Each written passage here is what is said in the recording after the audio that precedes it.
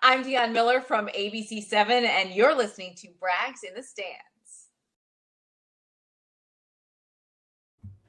Hey, listen here, Sparkles. You're listening to the Trae Tunes Show right here on Twitch. And if you're not, you're better than that. Get with the program. Take that. This is David Kaplan. Rock and roll, baby. The Trae Tunes Show, one of my all-time favorites.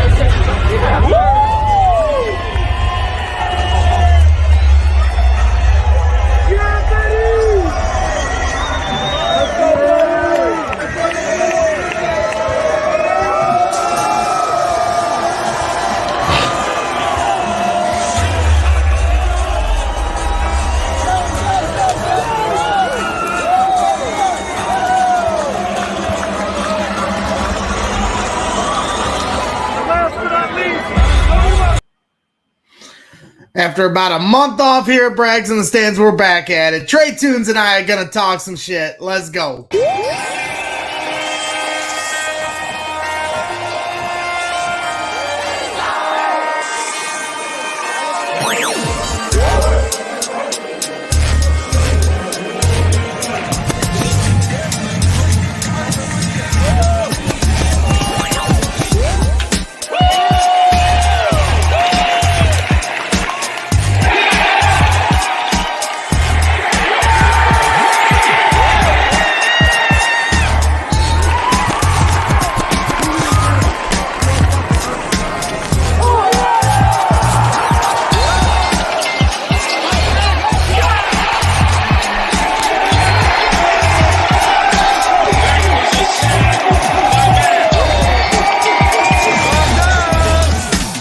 With the Bears, they started this new tradition last year where they celebrate their wins the correct way. Waddle and Sylvie, ESPN 1000, don't miss it.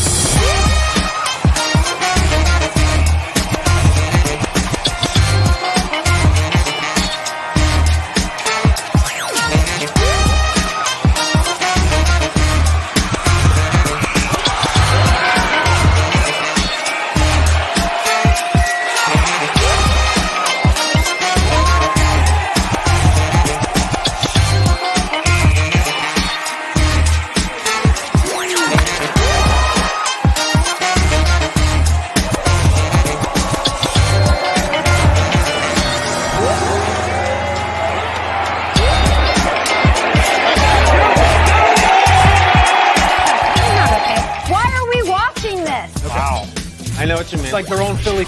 Okay. Okay, I think what it is. We shouldn't be showing this. Am I crazy?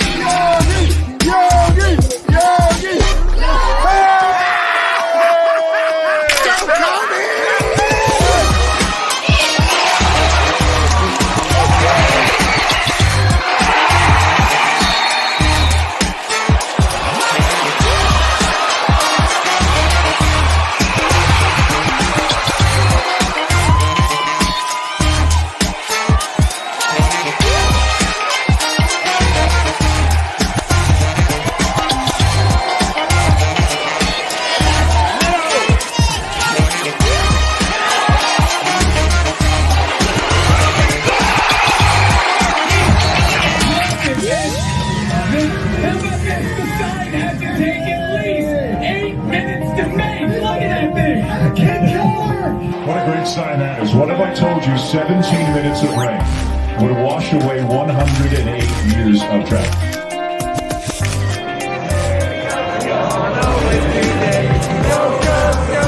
Do you see this team growing into the team that you were in 2005? Great practice, everybody.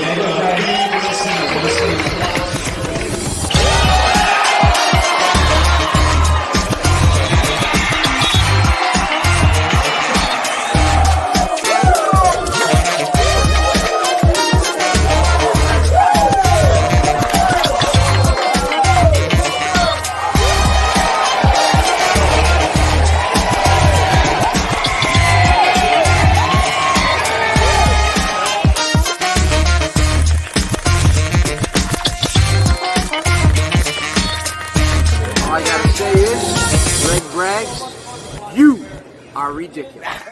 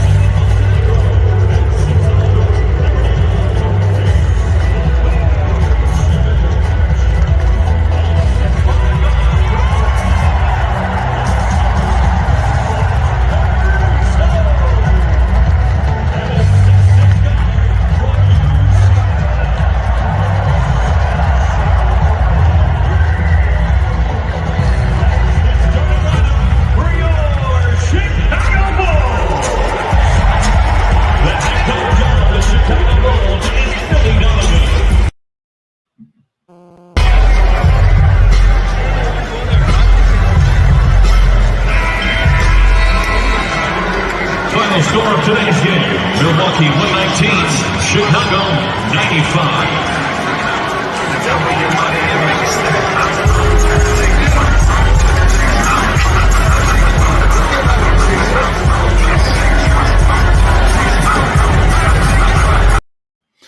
There it is.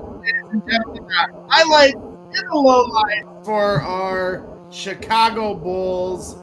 Trae Tunes is in the house, in the building, back and reunited. And it feels so good. Well, we did have a karaoke night where me and you sang duets. You're having a little bit of feedback, but you're okay. Oh, yeah. This is the first time I've set up in a while. I know, me too. I've been off about a month licking my Purdue wounds. And figured that we'd hop back on the horse today, or tonight, I should say. Talk some Bulls basketball. Tal Carcino in the chat, live from her corner bar. We'll see if Carmen joins us. Tal, just tell Carmen that it's Black and Abdallah are live, and maybe he'll hop on with us. Oh, well, we love Carmen. I miss him. I heard he got booted off Twitter. I saw Tal talking about this, so we'll have to get still feedback right now on my end? No, you're good. No feedback. You fixed it right away. So, no feedback, and hopefully we can get some of the guys in the chat to give us some feedback as we roll along here on the Braggs in the Stands Trae Tunes Show crossover edition. As per usual, our guy Chicago Rilla. Yes, that is the best intro in the league. Always has been. Always will be. It set the table for all these other teams to have these, especially in the NBA, the kind of intros they have. The Bulls were the ones that set the bar and the example when it comes to intros. So I wanted to share that along. At least we're the best in the league at something. Yes. Right. Well, back in the day, from North Carolina. I mean, I got to see Jordan play in person twice as a kid. Went two times when they went 72-10 in 1996. That was the only two times I ever got to see him play. But yeah, it's we're fortunate, at least our age, you and I, Trey, there's some kids that never got to see Michael Jordan play, and sometimes that blows my mind. But we are very fortunate. We got 6 NBA titles out of it because everything else in Chicago hasn't given us much, especially this last weekend. Holy shit. 6. How spoiled were we? 6 NBA championships, 6 titles, and the greatest player to ever play sports. I mean, that's why I always try to remind myself when, we're in the dumps on, our baseball team or our football team or whatever, we got to see Michael Jeffrey Jordan, and, some didn't. I understand the guys that are younger than us that are kind of like, all right, we're over that shit. I'll never get over it. That's why I am he was sports so good. I am today. Yeah, so we have a special guest coming on. We got some people in the chat. Pat Black joining back. We got DiMuccio, long time, my friends. That's right. Me and Trey, we've been busy working our real jobs and doing our family stuff, taking care of our kids, but we're happy to be back at it. Everybody getting in here. Capitalistic Czar is in the chat. So we have a very special guest coming on. Trey, you and I are huge ESPN 1000 fans.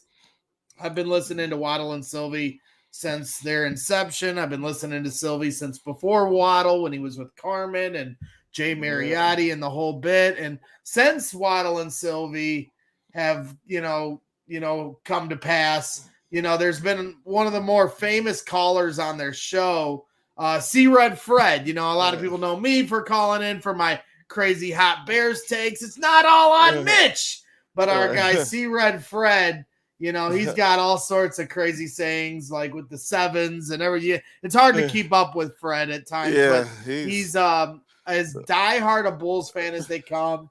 He's extremely entertaining on when he makes his calls into Waddle and Sylvie and even on Twitter now that social media has kind of become a thing here in the last, few years, 5 years or whatever, so it'll be fun when C-Red Fred here, big time caller, big time Bulls podcaster comes on here to talk some Bulls basketball. Yeah, we got to talk to him about, I heard him on Waddle and Sylvie earlier today. Never heard him sound so down before ever. I mean, he sounded like he was down in the dumps, and hopefully we can cheer him up. I don't know.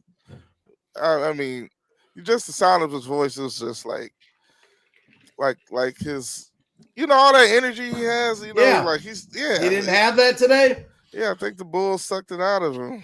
The Bulls have sucked the life out of our guy C-Red Fred. That said, I did see him on Twitter yesterday talking about, the Bulls will be, a lot of fans are saying the Bulls will be fine once they get Lonzo Ball back, but he wanted to remind everyone that he's only been he averages 50 games a year because he can't stay healthy, and that they need to make bigger changes than just Lonzo Ball or, just expecting Lonzo Ball to fix everything when he comes back. So those are some of the questions we're going to ask Fred. We're going to have some fun with him. I've had him on my show here before. Last year was the first time he ever came on.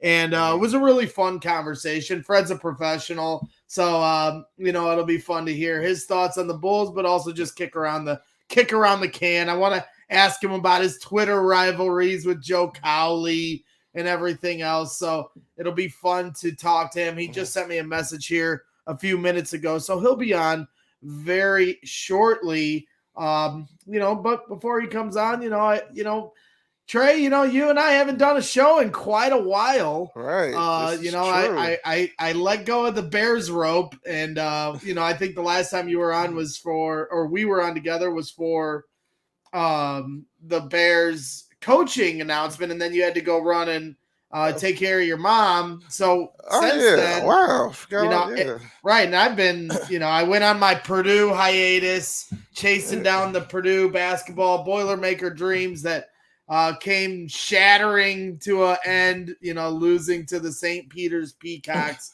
in the Elite Eight round. No one sent me a get well soon card. That's okay.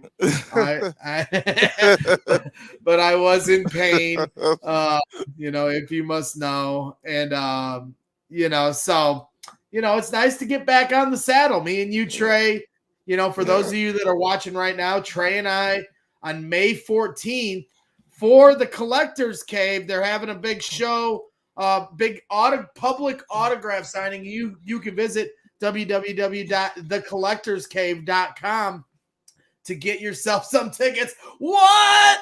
Yeah, that's right. Collectors Cave is going to be having a White Sox public autograph signing. This time it's going to be in the city of Chicago at Buffalo Wings and Rings on Halsted, Saturday, May 14th.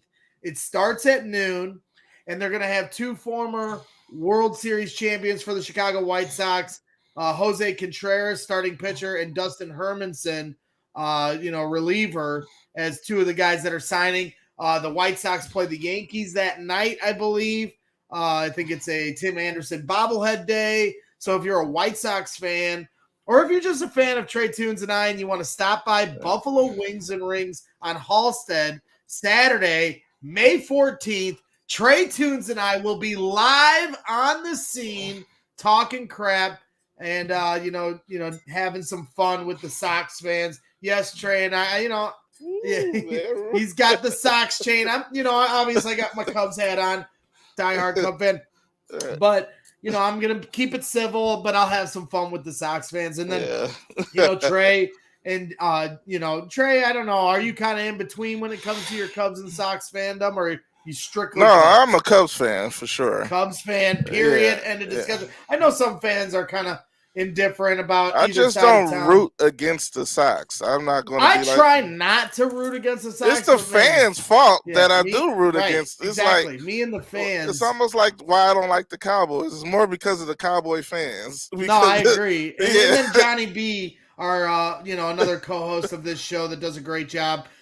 Johnny B is a diehard White Sox fan, and he will also be joining Trae Tunes and I for that live show. So I hope all of you can make it. Again, that will be Saturday, May 14th at Buffalo Wings and Rings on Halsted. Visit www.thecollectorscave.com if you want to get tickets for the autograph signing, but anyone's allowed to come. It's free to just show up and harass us. But if you want to get autographs, there's some different packages that you can sign up for on their website. So make sure you guys go ahead and do that. So without further ado, we are going to bring on our special guest. He is infamously maybe the greatest Waddle and Sylvie caller of all time, and an absolute diehard Chicago Bulls fan, and a good friend of this show, and someone that I look up to in a lot of ways as far as,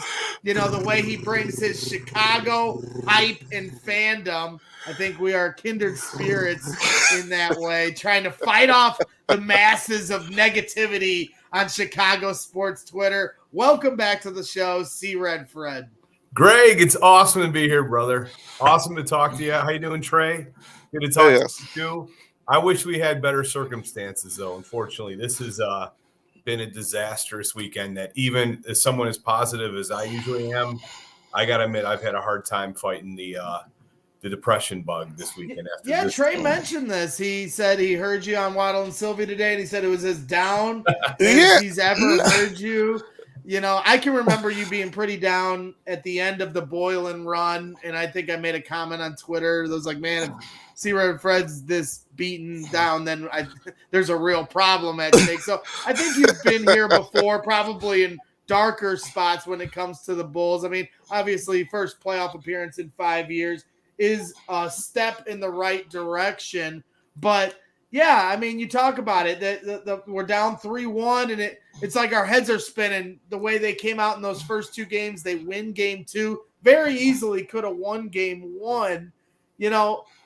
Is it crazy? You put out a poll that said, is this season a success or a disappointment? And I know Mark K, we'll get to him later, was giving you crap about, this is too simplistic of a poll. It's just a simple question. There's nothing wrong with that. And I believe it is a success of a season, but it is kind of surreal to watch this Bulls season come to pass because it was such a jolt of energy and excitement to start the year, and well into the halfway point well past, January 1st when DeMar DeRozan hit back-to-back game-winning shots. But now all of a sudden, the way they tumbled after the All-Star break, and then they tie the series 1-1 in the playoffs. It's like this roller coaster of emotion that Bulls fans or Chicago sports fans live in general, and our expectations and how we try to keep them in perspective. Well, they go 1-1, Middleton goes out, and now I'm sitting here thinking the Bulls are going to win in 6 or 7, and then we get that humble pie smacked right across of our face here, 2 games here at the UC. Yeah. Put that all into perspective. How are we supposed to take all of this in and try to stay positive about this? How to stay positive? Well, the positive, you got to look and hope that the 4 players that we have that are 25 or under, the future of this organization, that's Lonzo Ball, Patrick Williams, Io, and Kobe White, can somehow progress and become great. At least one of those 4 can elevate their game to the next level. And that's where I think you realistically are going to see our ascendancy come from, if it comes. Because I don't see any other way that we could possibly, get better outside of, Vucevic's salary he'll be out after next year, at the end of next year. But it's going to be really tough to, once we give this max contract to Zach, which I don't see any other way around. I mean, he deserves it. The market determines what the guy gets paid. He deserves a max contract based on what other players are getting. CJ McCollum is making an average of $33 million a year. I think Zach's better than CJ. So I don't even think it's beyond debate whether or not he's a max player. He's a max player because that's what the market determines him to be. However, the argument is, do you want him as part of your team? And my counter to anyone who doesn't is, how are you going to get better? Like, what are you going to get to replace him? It's insanity to me that people just saying, well, we'll just go out and get somebody else. You're not going to go find another 26, 27-year-old with that athleticism and the ability to hit the 3 and shoot anywhere on the court. So it's kind of insanity that I think that people are actually debating now whether or not to re-sign him for next year. I think there's no question you have to do that. But to me, our chances are if Patrick Williams can become a star, or Io, those 4 young core players, because we're kind of locked in now going forward, at least for this year and next. And you mentioned, like, this isn't all going to get fixed just with Lonzo Ball coming back. Yes, he comes back in the transition game, you would assume would help. But, I like Zach LaVine. I have no issue with him. I do wonder, are we going to be stuck in basketball hell with the middle of the road, solid team, but not good enough to win a championship? If they max him, I understand maxing him. You can't, grass is always greener on the other side. Well, you can't find the grass if there's nothing to buy to trade him out for. But, look at a guy like Jason Tatum, who obviously is younger than Zach LaVine, but, a guy that was more a scorer to start and has kind of evolved into this both sides of the court player. Yeah. Is it fair to try to put those expectations on Zach LaVine to be a better player on both ends of the court because you're going to max him out? And, you have all these other guys, Caruso and Lonzo are great defensive players, but our top 3 players, DeRozan, LaVine, and Vucevic, leave something to be desired on the defensive end. Well, Zach LaVine has all the athleticism in the world. And I know he's tried to work on his defensive game the last few years. Can we expect more from him, or is this the finished product for Zach LaVine at 27 years old? Well, I think he is what he is at this age right now, and I don't expect him to get much better in defensive end.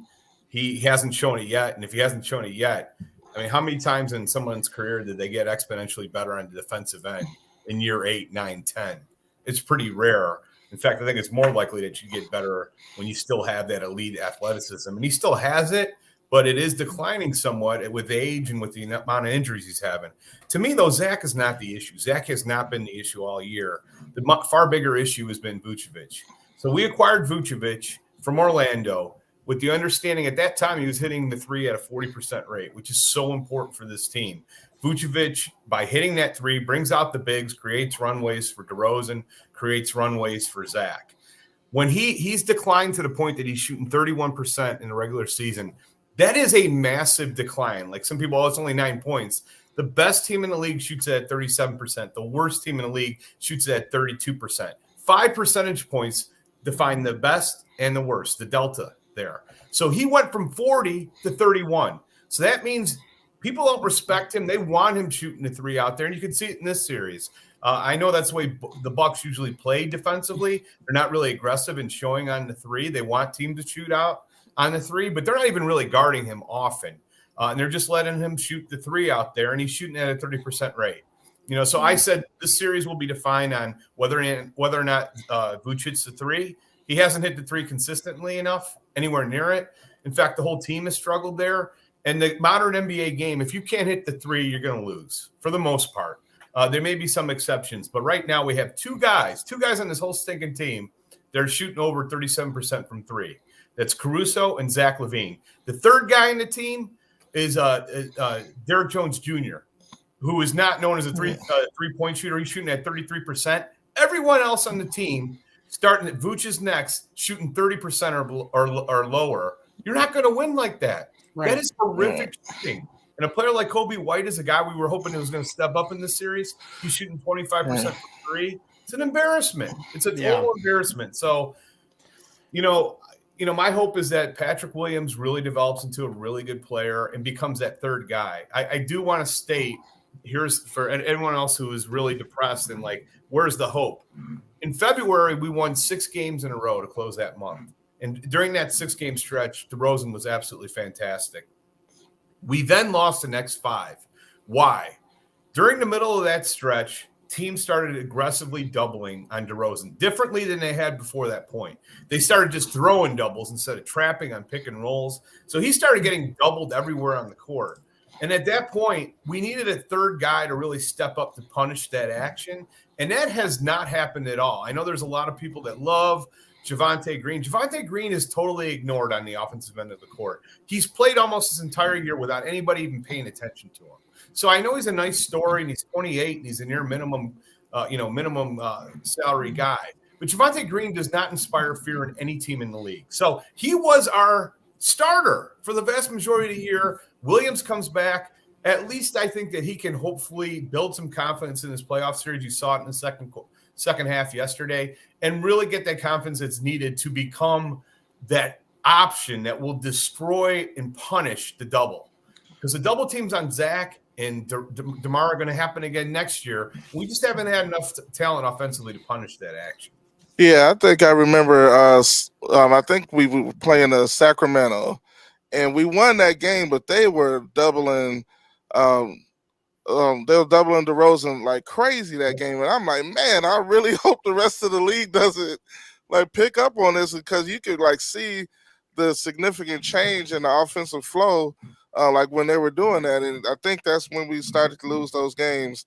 Like you were spot on. Like when once they started doubling DeRozan, like nobody else could step up and hit a shot. Yeah, it's agree 100%. I actually noticed it in late February in a game at home against Oklahoma City, and that was the first game where I really saw just full out aggressive doubles as soon as he got across half court. And he did a great job during that stretch again, but that was poor competition. Eventually, you can't do that against these good teams, especially teams like Boston that have incredible perimeter defenders who can get away with going one-on-one sometimes with DeMar or Zach. And you just have to have that third option. The Bulls don't have it. Well, that's what makes me laugh about the Vooch apologists. I get, Fred, me and you have been pretty hard on Vooch all year. I think it's warranted to a larger extent than it's not. But, I got this one guy, I don't know who he is, he's a real person, but he's remains anonymous on Twitter with his shy sports fan. I'm surprised he's not in here busting our balls right now, but every day for all year, anytime Vooch even has the slightest, above average game, it's apologize to Vooch, because we had Buzz from Buzz on Tap on to start the year. And after the home opener, I was like, I feel like Vooch is the one that doesn't fit with this team, because at that time with Lonzo running up and down the court like a maniac, Vooch is coming out. I felt like Mr. Concrete Shoes couldn't keep up.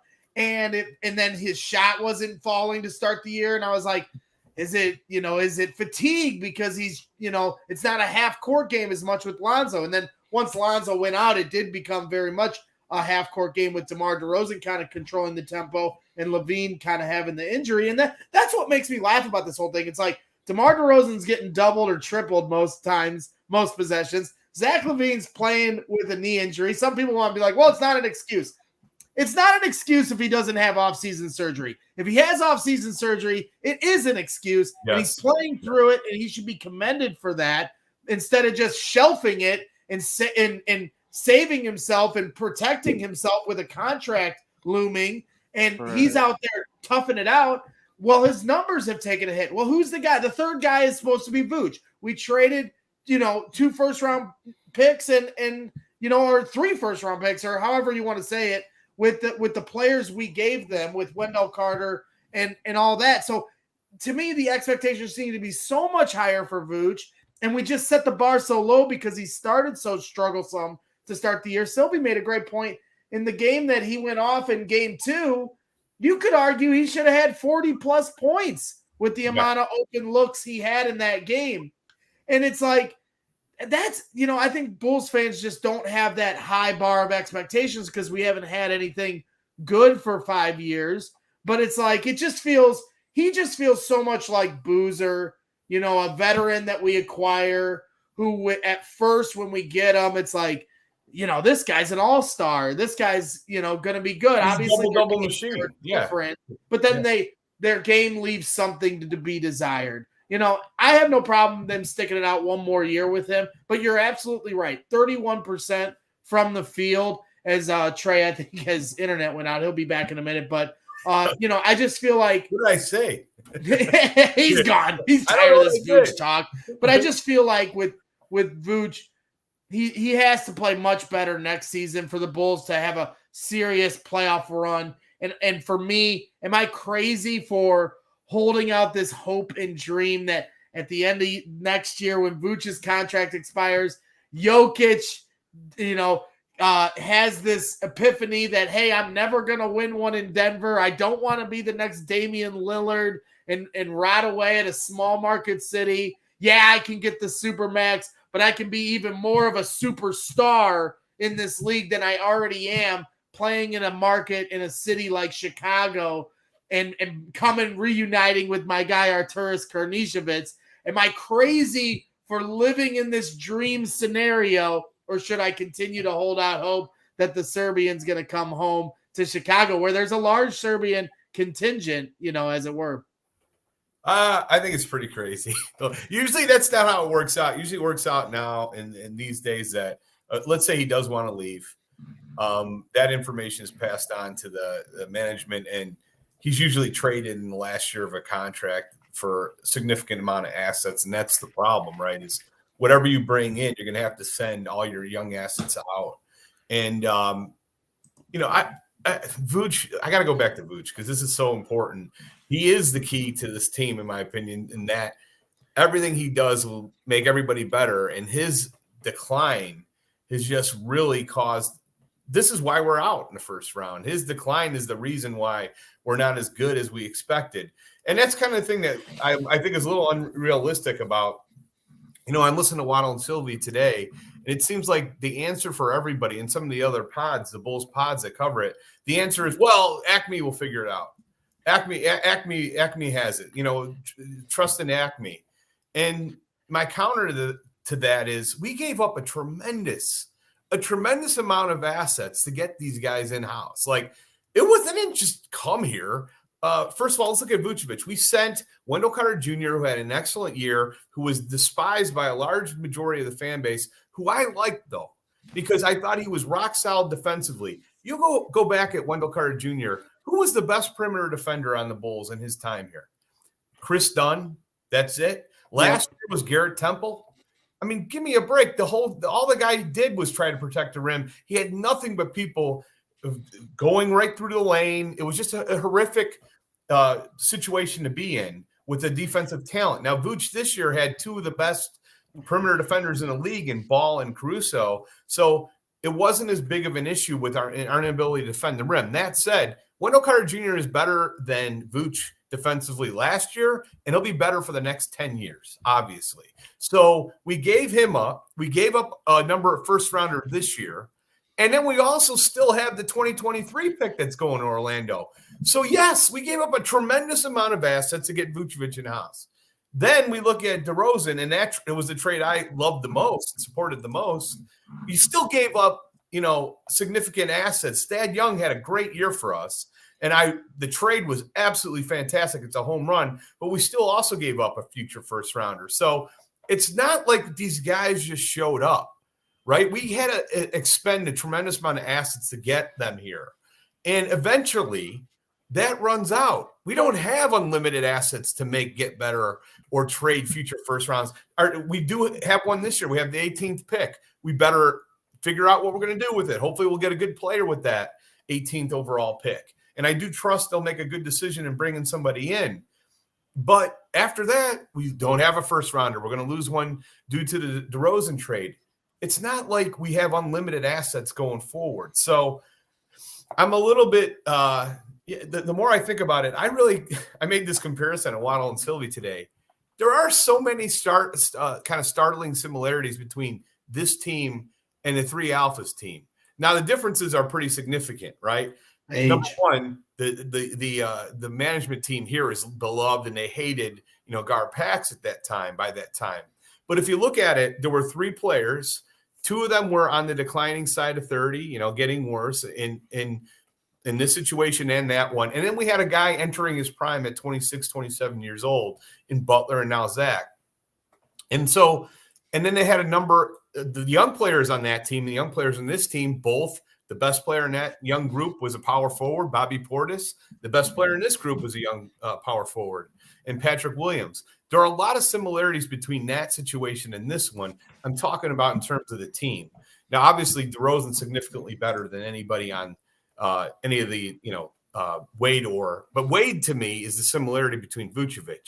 Both those guys, if you look at it, were really similar in terms of production, in terms of their numbers. Wade averaged 18 points in 29 minutes in 2017. So, I don't feel like we're in a really great super spot right now.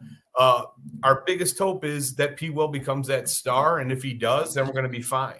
But if he doesn't, and he ends up being closer to Marvin Williams instead of a really difference maker, then we're in big trouble. So you don't hit the panic button, and my guy George, the George 2, who's also had to move his account to the George 3. I don't know how familiar you are with him on Twitter, but he's a big Bulls fan, talks a lot of Bulls, and is always, he kind of, lives and dies by the wins and losses. When they win, we're going to win the championship. When they lose, he's coming up with trade scenarios, and he keeps bringing up, DeAndre not DeAndre Ayton from Phoenix, and saying trade Vooch and Pat Williams and Io for Ayton. I mean, are these crazy scenarios even realistic? Is that something that Acme is going to look at this offseason to get a little because they see what we're seeing? Are they just going to roll the dice again next year and rest on the laurels of, hey, we didn't have Lonzo here, we didn't get a real full scope of this? Are they going to get nuts, or are they going to stay, a little calmer at the They better not. They better not, because let's go to Lonzo first. Lonzo is averaged 50. He's been in the league 5 years. He's averaged 50 games per year.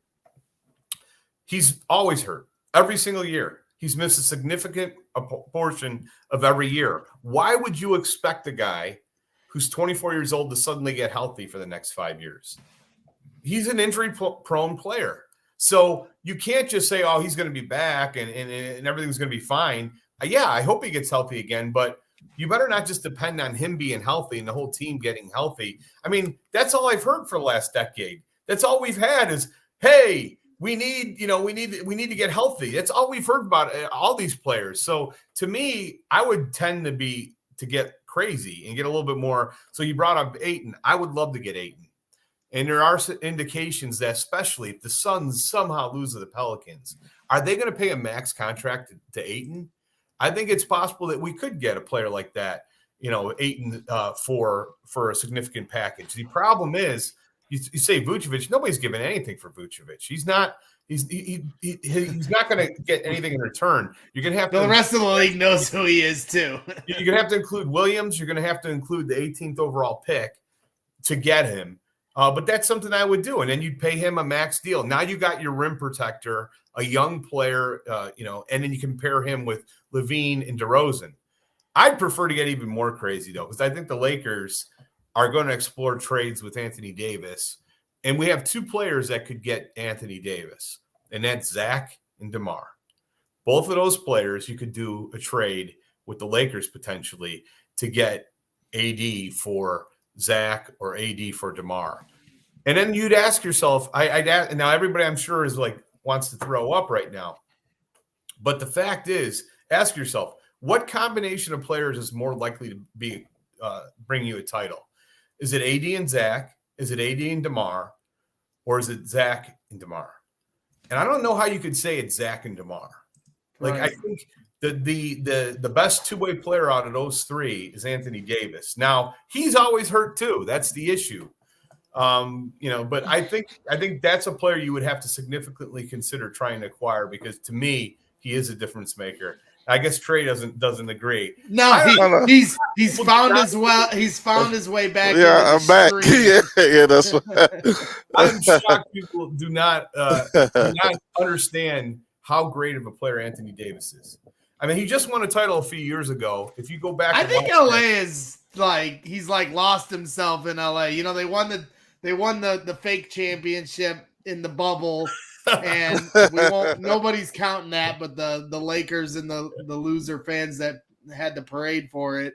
But he just seems like, I don't know. It's just, he's turned into such an introvert, it feels like. And it's like, he's a guy from Chicago, obviously a hell of a talented player. I mean, when they won that title in the bubble, he went off, so I'd be all for a guy like that, even though he's wearing Packers jerseys and all the silliness, when it comes to that stuff. But yeah, I want them to shake it up, and I hope AK, Arturis and Mark Eversley get tricky here, because, I don't want to be in basketball hell. I give them a lot of credit for the team they built this year.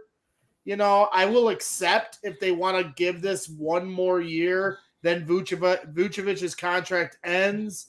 And then you can kind of see where it is when the dust settles then.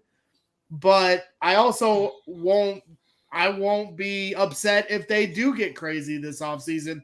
It's just going to be interesting to see how they do it. Trae, What do you got for Fred now that you're back in here? Everybody missed you. I know. Oh, thanks, guys. Yeah. Well, I don't know what you guys were talking about prior to this. I mean, outside of Anthony You Davis. ask, I'll tell you if we talked about it. Okay. So I guess you guys were talking about, if not Zach, then who, right? Like who, like what other kind of like player could they possibly bring in, or who could they bring in to shake things up? I mean, that's a realistic, possibility, and not on the free agent market. Right. There's nobody better than Zach LaVine on the free agent market. He's the best free agent on this market. Well, who would you want at 18 then? I see Malachi Branham from Ohio State is projected around there. I'm a big Ten basketball guy. He's got a lot of talent. He's got a lot of talent. I could see him having a good NBA career. The problem is though, if you look at the history of NBA draft, the vast majority of all-stars are taken in the top 10 picks. You look at the all-NBA teams, almost always. I mean, there are exceptions, right? You get Jokic, you're going to find guys, but even Giannis. Giannis is 15th overall. So it's really rare. When you think of the best players in the league, it's really rare to find a super talent at 18 or beyond. Well, at the very least, a 3 and D. Because like you mentioned, we only got two guys shooting over 37%. So to me, the priority has to be a guy that's a 3 and D type. Because look at the Miami Heat. They got Jimmy Butler and a bunch of shooters, one of which was in our house, but they've got all these different shooters. I'm not going to continue to, I'm not going to punch the table every day for my guy Sasha at Purdue. but somebody else that can spread the floor, that can stand in the corner and knock down threes. At 18, that's way too high for my boy Saj, obviously. So, I can be unbiased here as best I can, but at the same time, that's what a 3-and-D type. I don't know if Malachi exactly fits that definition, but more pieces that aren't going to be like Kobe White when they come out, off the bench and well, just the crazy throw part a is brick. we might have those 2 3-and-D guys already on the team. With Io and Pat Williams. If they could just, I think Patrick Williams just needs to develop some confidence and just take a shot. I mean, he shows you flashes of how good he can be, and it's like you just want to see more. And we'll talk about that, Fred. What do you think about Io? Me and you, I think we're one of the few. I don't know why everybody around here got to see him play at Illinois, but people were like down on Io coming into the draft. He falls all the way to the second round. I was elated. I had said the year prior to him coming out in the draft, if he had came out as a sophomore, I would have taken him as the number 4 pick over Pat Williams. And I had a lot of people laughing at me, pushing back on me on that. But I know a dog when I see one. I watched him play in high school, watched him play throughout college. He's always been in the battles and always been at the front of the battle. And, he really showed out this year, at spots where they needed him because of injuries. This was him early in the season making plays. But how impressed have you been with his maturation process? And where do you see Io's star? How high can it rise? Well, I watched every game that he played in college. I'm an alum of a U of I, so I was absolutely ecstatic when we were able to get him. I couldn't believe that he fell that far. He is one of the best, most clutch players that I ever saw in college, one of my favorite players ever play at U of I. He had a ability, a complete fearlessness. No matter the situation, you felt good when he had the ball. You felt like he was going to make the right decision. So I think he's got an extremely high ceiling. I think he's got a higher ceiling than most people anticipated. I didn't expect him to be this good defensively. I've been blown away with how good he's been for the Bulls this year. But that said, on this team, it's going to be first of all, he's signed for one more year, and then he's a free agent, and he's going to be an unrestricted free agent. So they're going to have to make some tough decisions on Io, going forward. So that's another. I wish they would have got him for an extra year. But that said, I think he can absolutely help this team significantly. And I think he's going to be a really good player next year, probably challenging and taking over Kobe White's role. But that said, I do want to go back to Kobe White because Kobe White's, I believe, younger than Io. I'm not entirely sure. I got to confirm that. But they're right about the same age. And Kobe White is, to me, a guy who could potentially be like going the long line of players from Bobby Portis, and on, who have left the Bulls and found success with another organization. I think Kobe White has shown significant ability throughout his young career here with the Bulls, and now he's failed miserably in the last few games. I thought he had a great game 1, but he's been terrible in games 2, 3, and 4. And now it just seems like, well, he's out. He's done. He's going to go somewhere else. Not entirely sure that's also the smart thing to do. Because Kobe White, I think, does have the ability to become a good force off the bench, a 6-man, potentially 6-man of the year type of player. And he's still young, yes. And with youth comes inconsistency. He's maddeningly inconsistent. But we've already seemed to have already turned a corner on Kobe White. Yeah, he's out of here over 3 bad playoff games. And I don't know if that's the right thing to do. I don't know if that's accurate. I would definitely bring him back, consider bringing him back, especially for a team that's so starving for 3-point shooting. Yeah, Kobe's a month younger than Io. They're both 22. Yeah. Oh wow. Yeah, I like Kobe White, and like his ability to score like instantaneously is ridiculous. You just see him like I think a few games like right before the end of the season, like he had scored 9 points in 2 minutes or something like that, and he just has the ability to catch fire, and he may not be the best defensive player, but he has the intensity, and like he'll hit that passing lane, and you want to see the effort, and that's one of the things I like hope to see from Zach more. Like, yeah, you may not be the best defensive player, but just put the effort, put forth the effort a little bit more. And I think it's the injury, to be honest with you, that he's kind of maybe holding back because just not trying to aggravate the injury more than it already is, probably aggravating them. And it's like, all right, you don't think this team can win a championship, but you like the pieces, and it's like, do you blow it up, or you don't really want to? Because when Portis was here, I love Portis, and his like that's the kind of guy you need on a championship team, and like somebody that's gonna fire up the whole team. We got our guy's Tristan Thompson, who can barely dribble, make a shot. He came in his first game. We were like, all right, but then you forget, like, this isn't Tristan of old, and then you're quickly reminded of that as the year goes on. Tristan falls short. He's certainly the fighter type, like Bobby, but skill wise, I was just about to say, the skill wise probably makes him not even be as vocal as he probably wants to be, because he can't get out there and like show and lead by example, Right. Right. But, so go ahead, Trey. I was just gonna say, as far as making a big splash, I mean, it's hard to say.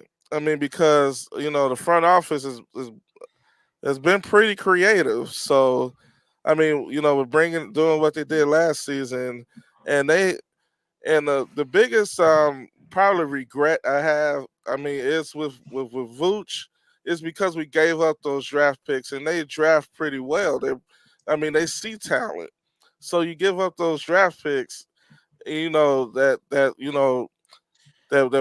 we could have been picking up with the front office that actually recognizes talent. So not only do you lose, you give up Wendell Carter Jr., former first round pick, then you lose 2 more first round picks, for a player that's underperforming. And it's really a shame, because even if he could just shoot the 3 better, I mean, it's like you see so many of his shots fall flat, and it looks like he's trying, but it's just his execution just isn't there. What do you guys think? How many wins do you think this team would have if DeMar DeRozan wasn't on it? Ooh.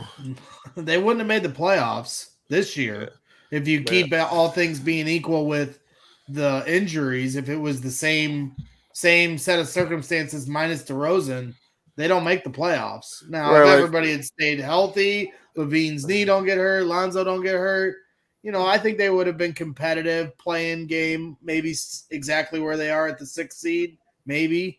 But DeMar DeRozan has taken over so many games for them this season, especially in the 4th quarter. How many games did they win by the narrowest of margins, and only because DeMar DeRozan went off in the 4th quarter? To me, if it wasn't for him, we're not even talking about this first round exit with the Milwaukee Bucks. Yeah, and that's go ahead, Trey. Oh, yeah, I was just about to say, with DeRozan, it seemed like he's such a smart basketball player. It seemed like he picks his spots, and he recognizes situations and gets the best shot possible a lot of the season. When you just watch him play, he's patient, and like you don't see too many players around the NBA, execute like that. But yeah, go ahead. Yeah, that's what I was just saying. His execution was amazing. Yeah, and that's my concern, is that DeMar DeRozan. I think without DeMar DeRozan, we would have been at best a 500 team at best. And I think more than likely would have been below, just back to where we were in previous seasons, the way Vucevic played this year. And so my concern is, like you mentioned, Lonzo Ball got hurt. He gets hurt every year. We got to expect that. In fact, we'd be lucky if he was healthy the entire year. That's where we'd be lucky. We got to expect he's going to miss significant time next year.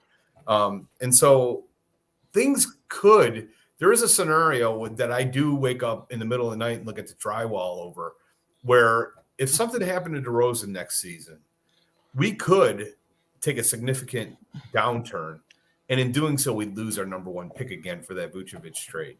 And so, like, I think the Bulls need to be extremely aggressive this summer, because there is a scenario where if we just bring back everybody as is, I'm not sure we're guaranteed with how good the East is and getting better. And you look at all the teams in the East that are, on the ascendancy. The East was much better this season. I don't think it's just a given that we're going to be a playoff team next year if we don't make significant moves to get better. It's right in the middle. It's basketball hell, Right. It doesn't feel like hell after what we've been through, the last few years, not even being at the party and, watching these playoffs from the outside looking in, and then the excitement to start this year. I mean, I was at this game earlier this year.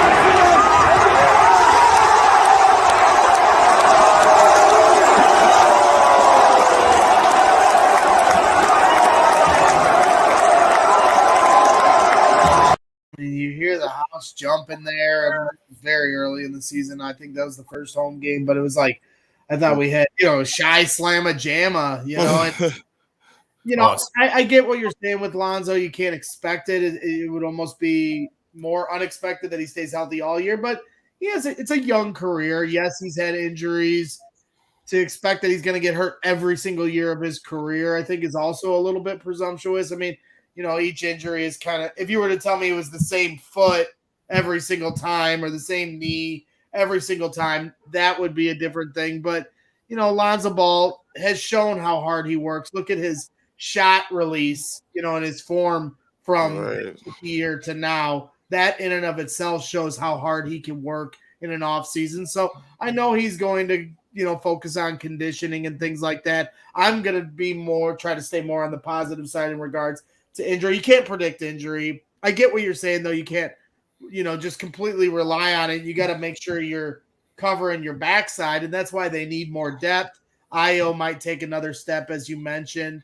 He's not necessarily a point guard like Lonzo, but I do have to say when he was in the middle of the season in a pinch, I thought him and Vooch, he was the only guy to really get Vooch going because they played well off of each other. And I think with the way Io played off of Kofi, I think he, it was kind of similar. Obviously, Kofi's a different player, but just in the pick and roll, I think they worked well together is what I'm trying to say. So, he takes another step, great. And then you add, a piece or two from the draft and maybe some smaller guys from free agency. Leaves me a little bit of hope. But no, I'm more with you, Fred. I think that I hope they get crazy this offseason. But, it takes two to tango with, those kind of scenarios. You need the other team to agree to those moves. So it'll be really interesting. I think overall, like what your poll indicated, this season has been a success. After last year, the team was pitiful. I mean, they let the fans back in the stands for the last 5 games, and me and Johnny B went. And it was just like, man, we have a long way to go. And then this season starts, and you're like, all right, we got something here. And it was fun to watch. Every game was appointment television up until the All-Star break. And then all of a sudden it was like, I can change the channel for a minute, I think, because this is 130 point, giving up 130 points a game really was not much to watch for my eyes. I couldn't take it. Go get Thaddeus Young back. Yeah, that's why I appreciate their effort in the playoffs, because if they had given up 130 every night in the playoffs, I would have lost my mind. So at least they stifled that, with Milwaukee being one of the top offensive teams, in basketball. So, it'll be interesting to see how it all transpires. Those are some of the things I wanted to talk with you about. I don't want to keep you on all night. Fred, I know you do a lot of hard work with your own podcasts and things like that, but I did want to give you, the freedom to talk about a couple of your favorite guys. When you see this picture, what are some of the verbs that come to mind? Actually, Joe is a good dude, man. So the first time I met Joe was at when I was on Bulls Outsiders as a guest one show. I got to go to the game. It was against the Clippers in 2019, and I was on that post-game show on NBC Sports Chicago. Yeah. So I was actually in the stadium before the game with the writers, and Joe came up to me, And he's like, "Oh, you don't like me very much." You know, he said something because I didn't like Joe at that time. Like, I'm like, I didn't realize he's really just trolling a lot of times. He's really trying to get a rise out of Bulls fans. But Joe is actually a really good dude off the air. He's a good family man. He reminds me a lot of the he beat cancer. He reminds me a lot of the guys that I grew up on the South Side of Chicago. A lot of like those old school coaches, don't drink the water when you're playing football and stuff like that. It causes cramps and that kind of nonsense stuff. Real tough guy, but a good guy.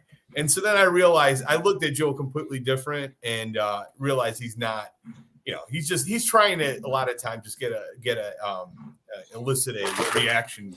Oh, and he gets it. He gets it. Yeah. He gets it exactly. So when I like him. I think he's pretty funny. And so obviously we have a bet. I'm going to be banned from Twitter as soon as the Bulls lose. He was going to be off for a month if the Bulls won, and I got to be off for 2 weeks now that the Bucks are going to probably win. But nothing wrong with a little Twitter break. Yeah, exactly. Where I disagree with Joe is on, I'm not a Tibbs guy. He's a huge Tibbs guy. I don't think our impacts were the worst two most incompetent, GM tandems in history. If you look at 07 to 11, they drafted Rose, Noah, Taj. They signed Tibbs as a head coach, and then they drafted Butler. That 5-year stretch was excellent, absolutely excellent. And so you can't. I think it's very hard to find anybody do better in a 5-year stretch getting those players because all those players mean the world to me. Yeah, I'm a Tibbs disciple as well. We are very aligned. I don't want to get off to the side about Tibbs. I think one of the biggest mistakes Paxson made was being so excited about Dwayne Wade that he probably got him drafted before we could get to him. I mean, he was talking so much about it. It was just like Pat Riley was probably, you know what? I probably should take Dwayne Wade. I'm like, man. Well, the disconnect was like we're gonna get Young, and then they got him. And Ron, you're like, wait a minute. This was back with the 03 draft, right? That's another. I'm going to jump in on this right away. That's another misnomer. They did get younger and more athletic. They got rid of Kirk Heinrich, who was old and unathletic, for Rondo, who was younger and more athletic. And they got rid of Mike Dunleavy for Dwayne Wade, who was younger and more athletic. So technically, they did get younger and more athletic. The narrowest of margins. Younger and more athletic. Now, the trade's right, though. That was a big miss for them to not trade up to get Dwayne Wade when they were so high on him. Yeah. No doubt in retrospect. But you can look at that. How many teams said, was a big miss not drafting Jimmy Butler? Sure. Bulls drafted you know how we are with our Chicago guys. He was right here. We knew better, and he was right there for the. Yeah. Sometimes a move like that's a big risk, but when you've been able to see him his whole career and know what he's all about, after what he just did in a tournament, come on. Yeah, but then we wouldn't have got the great Kirk Heinrich, which obviously he's another guy I think is arguably the most overrated Bull in history. We never actually. Going back to it, our 2 best years, Kirk Heinrich had 2 long swaths of seasons with us. The only 2 years that he didn't play with us were in 2010-11 and 2011 and 12. And lo and behold, those were our 2 best years out of the last 20 years. But somehow he's relegated as like a superhero. He sucked his second time he came here. He was absolutely terrible from 2012 on. See, Fred, you have your I've ever seen. You have your trolls that you have to deal with, and we have ours. And his name's in the chat. It's Liam Dutan, but his name is Will. This is Will right here. With his he's holding his participation trophy. Traded a little Photoshop action, but this is when Will's tweeting. This is how he looks when he's tweeting. He's a very serious man. Those guns. Yeah. He's got guns. He works out every day. No #no excuses. And he's one of our biggest supporters and one of our biggest trolls. We fight like family at times. And he's finally entered the chat. I texted him earlier. I'm like, where are you at? We don't do these shows without Will in the chat harassing us or trying to call in and give the shit. So, we have our trolls, but then, obviously Joe, you have a nice back and forth with Joe, but then your other troll that you have to go back and forth with, who, like, it seems like you guys are like brother, almost like most people like from the outside looking in would think you two are like brothers, but you live across the world from each other. One's in Australia, you're here in Chicago. Mark K, he's at CH. Look at that picture. What a jerk. He's not even looking at the camera. Like, what's he looking at? Exactly. Yeah.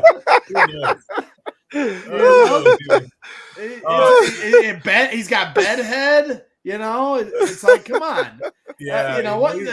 Giving you the freedom to say what you want about one Mark K. I enjoy your interactions. To me, it's the best popcorn reading to watch you two go back and forth, because sometimes it does. It feels like a brotherhood where you guys have a lot of love for each other, but you also hate each other and despise each other, and you fight like family. But it reminds me a lot of my relationship with my good friend Jake, who is a part of this outlet here at Braggs in the Stands and done a lot of hard work here for me. And he's the cynical one and always keeping me grounded, and always has the little jab that is just good enough to hit at your heartstrings, but not hard enough to end a friendship. And that's what I see with you and Mark K.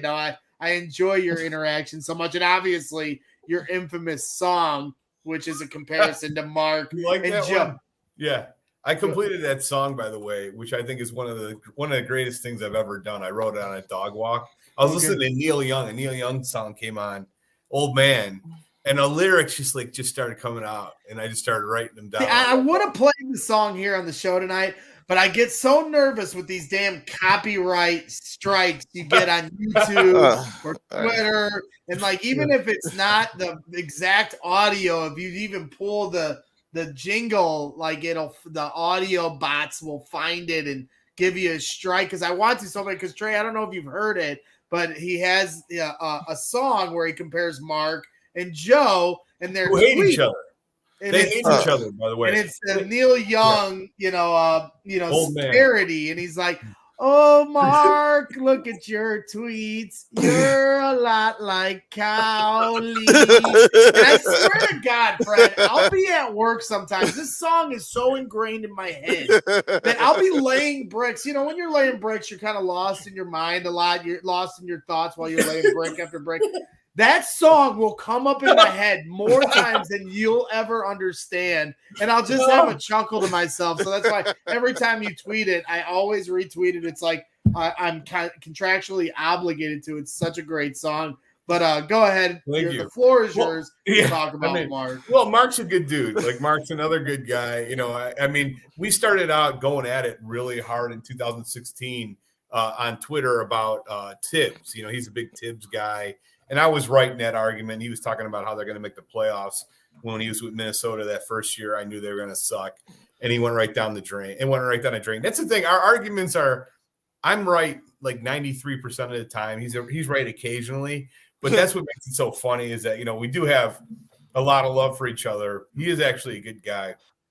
And that's what I find. So, yeah, he's actually a very funny, very good guy. He's very analytical. We don't think we hate each other. Some people are like, "Oh, you guys hate each other," and it's like, not really. I mean, I do find him incredibly irritating. Like, that's the only thing about You're like Felix and Oscar. You're the odd couple. Well, I'll be on Twitter or something, and I'll have some incredible insight, and then he'll like try to tear it down or throw like a counter on it. He's got every tweet you've ever tweeted. Every time you tweet something, he'll have a tweet from your past that contradicts the new tweet. He has like a folder of them, Trae. It's insanity. I've never seen a guy do this much homework on a guy. Wow. So if Will learned how to do this, I'd be fucked. I had 40,000 tweets, or something like that. And I had probably on all those tweets, I've had about 14 incorrect tweets. And so he's got all 14. And so he'll purposely space it out so it looks like these are just, and I did have some incredibly incorrect tweets. One unfairly I get criticized for is on Luka. I didn't have Luka number 1 in that draft, but I did say he was going to be a great player. He had skills that would translate. I just didn't think he was a good enough shooter. And, obviously he became a much better shooter and he's a superstar. And I said that in my evaluation to him. But I've been so right on in all this stuff overall that even he has a hard time mining and finding incorrect stuff. But he does a good job. He does a good job finding it because he highlights the same ones over and over and over again. So consistency is key on Twitter, What's that? It's that consistency is key on Twitter. So you hammer those points home, and you hammer them to death. There's been so many dead horses beaten on Twitter. You're gonna have to open up a morgue, but it's fun. I enjoy your interactions. Thanks, I think you do a great job, covering and go ahead. I gotta tell you, I finished the song. Like I got the whole song. So you haven't released it, right? I haven't released it yet. I'm recording. I'm halfway done with the recording because I need people to do harmonies on the chorus. Like the chorus is I don't even want to ruin it for you. The chorus is so good. I'm so excited. I honestly am so excited for this. Yeah. So I mean, it is probably one of the greatest pieces of work I've ever done. I actually have 20, like maybe 10 to 20 songs about the Bulls over the last 10 years that I wrote that are going to come out this summer. I'm definitely going to do it. It's like an album of songs. Like I have a song called Heinrich, which is about how in 2009 I got into an argument with a 12-year-old at the United Center who was sitting next to me, who was standing up every 5 seconds going, Kirk. And I got into an argument with this kid and explained to him why Heinrich sucks and he's overrated. And so then we got into this, it's a whole song about what happened at the United Center. Yeah, I have this rival. His name's Cars, and he hates me. He really does hate me. So I enjoy that he hates me. He ain't going to please everyone. And he works over at the Tape Never Lies Network. And my guy Phil, who's kind of the founder, him and Shane, they're my good buddies. And we joked about making a Christmas album. Like when we were growing up, you'd watch those commercials and they'd be like, buy this Christmas album for this holiday season. And then it would go through like the 12 tracks and it would give you like a little blip, little sample of each one. So we were like coming up with like 12 different ones and they were going to all just be Cars, my love affair for Cars parodies. And we never got around to it because I'm so damn busy, but I would love to see something like that for you with Mark or the Bulls in general. I'd be the first one to buy the album. I got some good stuff coming then. You're going to like some of the stuff I have coming out. I'm telling you, Greg. Who doesn't like you? Are you serious? You got a mortal enemy? I'm one of those people, you either love me or hate me. Some people can't stand the ridiculousness. Like I said, I'm a lot like you, Fred, where we are so overly positive and our energy is always at full tilt. We call into Waddle and Sylvie. We make complete asses of ourselves. I feel like we are so much similar in that way. And most people enjoy it because, life shouldn't be so serious. But then there's always the cynical one that wants to see through the what they think is the veil of positivity and find the negative. You're always going to find those. You're going to always have those people in life that are going to find the negative. But that's balance. There's a balance in this world, and you got to have those people, even if me and you, Fred, don't want to put up with them as much. But that's the balance in this world. Big Dollar Dave's in the chat. He goes, so that's him. That's right, ladies and gentlemen. This is the infamous C Red Fred. Does a lot of great work on his own, calls into Waddle and Sylvie. And now it's second time coming on here on Braggs in the Stands. Trae, do you got anything else for Fred before we put a bow on this hour-long interview with Freddie? He carved out a lot of time for us, and I really appreciate it. Oh, well, I mean, he pretty much laid out everything I wanted to hear. Like, he covered everything. Like, even brought some extra stuff. I really. So, have you you submitted songs to the parody contest before, right? Yeah, I couldn't believe it. Farther along. I had a great song called Nagy and Boylan, the Frosty the Snowman. Oh, Nagy Boylan. I thought it was a great song, and it was about how they're the same, and they're comparing Nagy and Jim Boylan. I thought it was one of the best songs I ever wrote. All right, I didn't get past that. I couldn't believe it. But it wasn't more well received. I did a Mitchell and Displains to You're Rotten Mr. Grinch, but it was for Mitchell in Displains, and it didn't become a finalist. It's tough to make the finalist list for the Christmas parody contest because there's so many talented people that put in stuff. Trae has made the finals. That's how me and Trae got to know each other with his great parodies. He does a lot of good work. So maybe the three of us should put our minds together next holiday season and see if we can get something a little deeper into the finals race. It's a lot of heavy competition. That's a great idea. Actually, I think this Heinrich song could be good because technically it's to Wildfire. Did you ever hear that song Wildfire by Michael Murphy from 1972? Sing it. I don't want to sing it. You got to sing it because I don't know what you're talking about. You got to sing it. Sing it. And you have the music, going around with me. But I don't want to do it. It's good. Do it. No, do it for Mark. I'm not singing it. Plus, because Mark's gonna clip it and then use it. Exactly. Right. But technically, it takes place in the winter. So we'll look it up. We'll look it up. Maybe me and Trae will do a duet to it. What song did I do that they barely wanted to let through? Because they, I think it was Favorite Things. Well, I did it like based on all of the sponsors that they had. Okay. And it was so good. And it was. I stand by that song.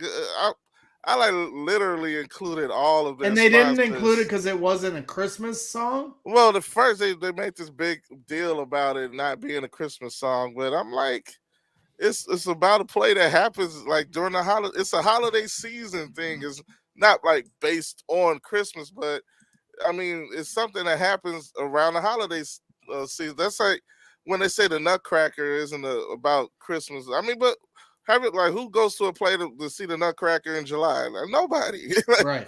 Yeah. It's like a holiday tradition. Yeah. More so. Yeah. I mean, so because I was about to say, it doesn't necessarily have to be full out Christmas to be Christmas. Hint, hint, Die Hard is a Christmas movie, but we'll leave that for a wait a minute. No, I'm just playing. Fred, thanks again for all your time here tonight. Again, you do fantastic work. I try to follow along with everything you do as much as I can, but I'm always on those Twitter streets chuckling along at your banter with Bulls fans and Mark K and Joe Cowley and everyone else beyond. And you always keep it light and keep it fun. So again, great, keep up the great work. And I guess we'll catch up soon. I appreciate you carving out so much time here tonight, talk Bulls and talk some bullshit.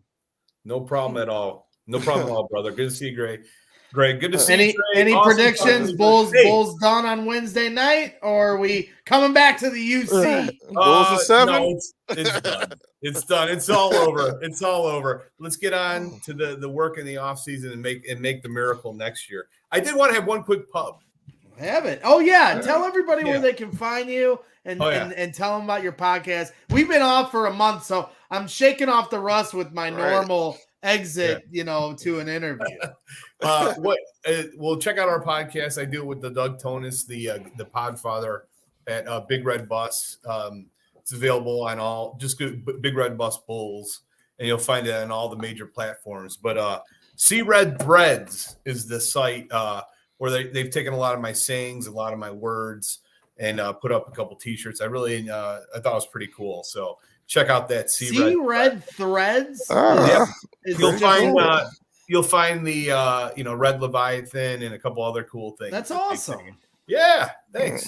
I appreciate it. Yeah, so hey guys, it was awesome seeing you guys. I love what you do. I think you guys are fantastic. And Greg, all your positivity. I kind of view you as my counterpart covering the Bears. Yeah. But we both have love for both teams. I'm holding down the Bears Twitter streets. You're holding down the Bulls Twitter tweet. It's sometimes it's hard to say which one's crazier. I would say the Bears Twitter goes at each other's throats a little more, but the Bulls Twitter, now that the Bulls are competitive again, and it's been so many years since then, and Twitter has grown so much since the last time the Bulls were in the playoffs, we're starting to see a different side of Bulls Twitter and the debates and Vucevic and everything else in between. But at the end of the day, we're all Bulls fans, and we all want the same thing, and that's a 7th NBA title. You want to ring off the 7s before you go?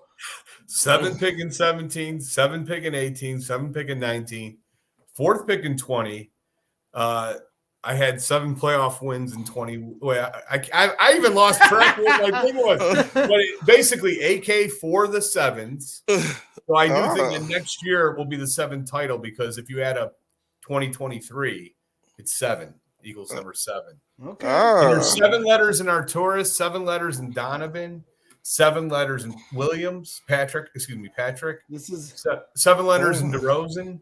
Can you see it all? It's all. This is like the number 23. Have you ever seen that movie? Oh yeah, everything's 23. What? You haven't seen? Oh my God! Stop everything. That's what I thought of when you were saying all of that. Everything's 23. Stop everything you're doing and watch the movie The Number 23 with Jim Carrey. Extremely underrated movie. Yeah, and it's about kind of what you're talking about, where he finds the number 23 and all these different things, names, dates of different things, and he sees it everywhere, and he gets to a point where he's like writing it on his wall and all this stuff. So that's what I envision on your other wall off the camera, is you've got the number 7 written a million times, and like all these different words and dates and people that have 7s in them. So definitely, you have to watch The Number 23. Well, Chicago Gorilla just said 7 letters and stop it, but he spelled it with 2 P's. Pretty good. I want to thank everybody who had the nice comments. It looks like Faye from Northside. It was awesome. Everybody on there. Thanks again, everybody. Faye is great. She's one of our more positive and uplifting spirits in the chat. You never know what you're going to get in our chat. Yeah. This is the Trae Tunes squad. These guys, where Trae Tunes does a show from 12 to noon or 12 to 2 when he's not working. And some of our shows, or his shows, can get very crazy. So maybe one day you'll have to hop in our Twitch stream and join us for the craziness, where we just talk whatever comes to our mind. So Mark, or not Mark, Fred. I got the mark on the marks on the mind. Look at it. There it is. Man, what was he thinking when he took this picture? Oh my God, he would be so happy to know that Like, I just it's like, said that. But we'll keep that between us. He'd have to watch the whole interview to see that, clip it, and then use it. Let me get a selfie. Hold the phone right here. Look away. All right. Well, Fred, enjoy your night. Enjoy the rest of the NBA playoffs, and we'll catch up with you real soon, okay? Sounds good, guys. Godspeed. Take it easy, brother. That is C-Red Fred. Wow, awesome. The infamous C-Red Fred that you've heard many a times on Waddle and Sylvie. And, obviously his Big Red Bus. You got to go find that on all the places that you listen to podcast streams. Go on his Twitter handle at CBEFred, and you'll see a lot of his stuff in his bio and on his Twitter timeline, where you can find a lot of his work. So we appreciate Fred coming on and giving his passion about the Chicago Bulls here on the Trae Tunes, Braggs in the Stands crossover edition. So there it is, ladies and gentlemen. Of course, I was getting shit, Trae, from everybody in the chat. Well, one, namely, of course, no surprise, Will. Will saying, I'm not letting you talk, which, you know me, Trae, you can talk as much as you want. Yes, I talk a lot. You fell off for a minute with the laptop crashing. Not my fault. Right, that's true. Yeah, as soon as I get back on, so what do you think about everything we said? I'm like, oh, you son of a bitch. That's right.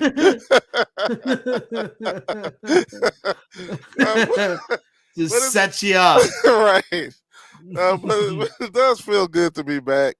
Man, it feels so weird being like over here this long in my little area where I do the podcasting and stuff like that.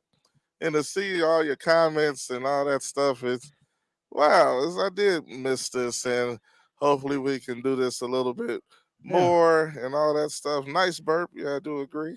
Yeah. Big Dollar Dave, earlier in the interview was like, I think he meant my goatee. Your goatee is kind of fire, and then that turned into a little debate about whether or not he spelled it Goatie, and then Beck I know what he meant. Goatee, well, my goat. I don't have a goat tie. He says a regular beard. And some gray hairs on that beard too, Trey. Yeah, I guess the goatee is all gray, but the beard is black. I don't know why I just said fuck it and just I didn't let the whole beard grow out. I like cut this part down and just let this part grow out. Mm-hmm. Because it's like my grade of hair, facial hair is kind of curly, so it's like it's kind of irritating when this part grows out a little bit, and because I guess it like curls back into my face too much. Right, I'm always doing this, so I just cut it down. Okay. Yeah. Well, yeah, I think you're looking great. Big Dollar Save, clearly an emphasis on the goatee area. Right, yeah. It's all the stress from dealing with Will. Yes.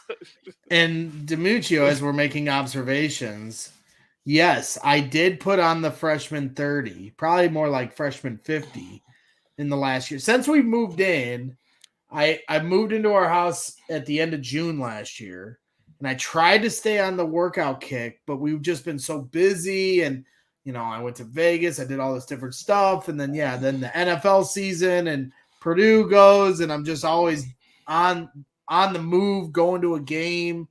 I fell off the wagon, and this is kind of what I do with my weight and my health. I lose a bunch of weight, then I gain a bunch of weight, then I lose a bunch of weight, and then I gain a bunch of weight. And so, yes, your observation is correct. I have laid on the pounds since we've moved into the new house.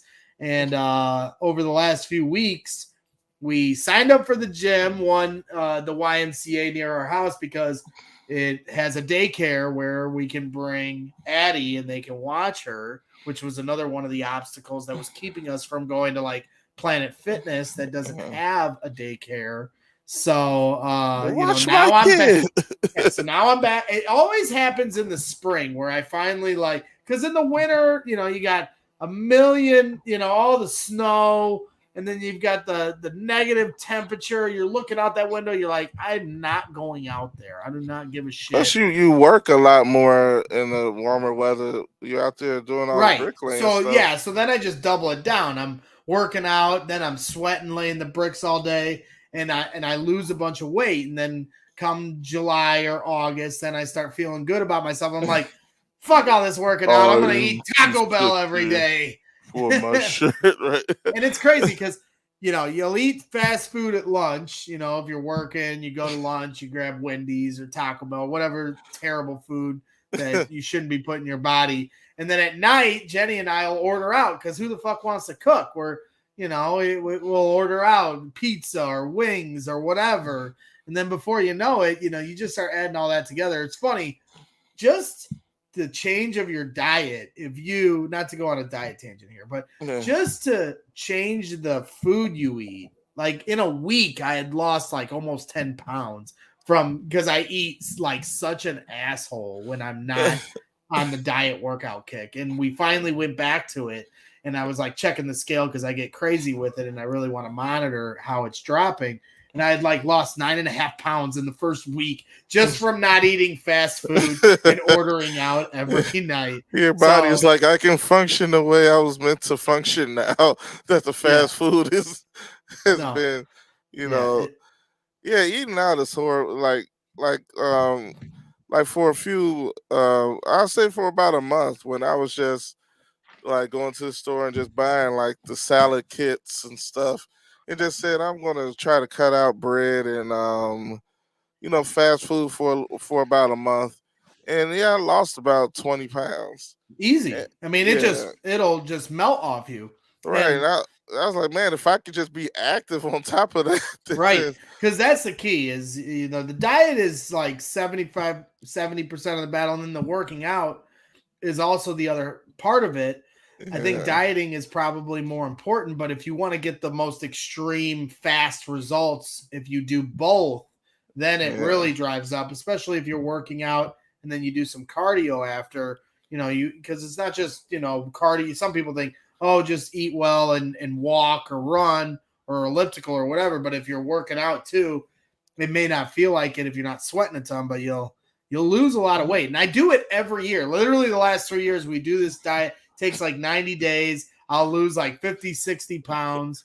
And before, oh my God. I know, right? In the chat. Big Dollar Dave, you are psychotic. What's wrong with you? My tits are bigger. So, hey, we're trying to meet in the middle here at Trae Tunes, Braggs and Stance crossover. Again, for those of you that weren't here at the start of the show, our tits will be live Saturday, May 14th at the Buffalo Wings and Rings in Chicago on Halstead. It's a public autograph signing for our guys over at the Collector's Cave, which you see over my shoulder. Here's their logo. Visit www. Right now, because I'm going to keep laughing at www.thecollectorscave.com. But you can come for free. It's not like you have to pay to come. But Jose Contreras and Dustin Hermanson are going to be there. You don't have to pay to come. You don't have to pay to come to see our tits. Faye's like, okay, on that last post, good night. Yeah. I'm sure that's going to be the craziest thing said tonight. I don't know. I doubt it. Who knows? So yes, please, for all of you in the chat, please. It's in Chicago. So it's not way out in the middle of nowhere. It's on Halstead. I'm going to I might go to the White Sox Yankees game afterwards with Johnny B. Trey's got to do a show, a karaoke, gig that night. So, but we're going to be hanging out during the day. It starts at noon.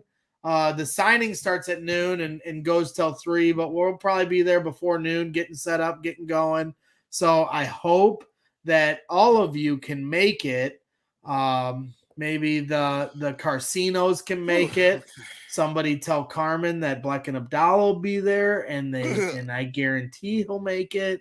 If we can get Will there, that would be. I mean, if we can be graced by Will's presence, I don't know what I'd do with him. I have never met Will in person, so I don't know if I'm going to hug him or choke him the first time I see him. Probably a combination of both.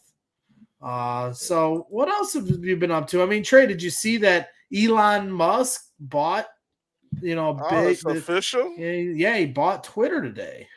Man, you have too much money. What it was like $43 billion, right? Or something like that. Something like that. $43 billion.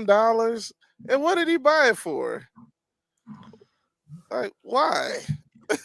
Again, Demuccio, the location for our live show, Saturday, May 14th, Buffalo Wings and Rings on Halstead in Chicago. So that's where it'll be. But go ahead with your Elon Musk thought. He is extremely rich. Yeah, that's 43. So he bought Twitter for $43 billion. So now it's a private app. Like somebody said, now Twitter's going private. It's not a public thing. I don't know what that means. Can we play music on it now? Fuck. Yeah, ain't it? Jeez. Right. Can we at least get a help center when you get a ding or something? Like last time my first account got it suspended. Like you can't even call anybody to like talk about it. It's just that's it. Move on with your life. It's like that's right. Big Dog. Where is Buffalo Wings and Rings located? Well, there's a few locations. It's on Halstead, right? There's a bunch of locations, but the one we're gonna be at is on Halstead. I'll look up the exact address while we're talking here. But I'm pretty sure it's fairly close to Comiskey because it's a White Sox spot. So I'm not as familiar with the city as maybe you guys are, but it's in Bridgeport, so yeah, that has to Yeah. be close to It's average like White 20. Sox. I'm gonna guess Comiskey. 2942. So the South address is Halsted. very simple if you remember Walter Payton.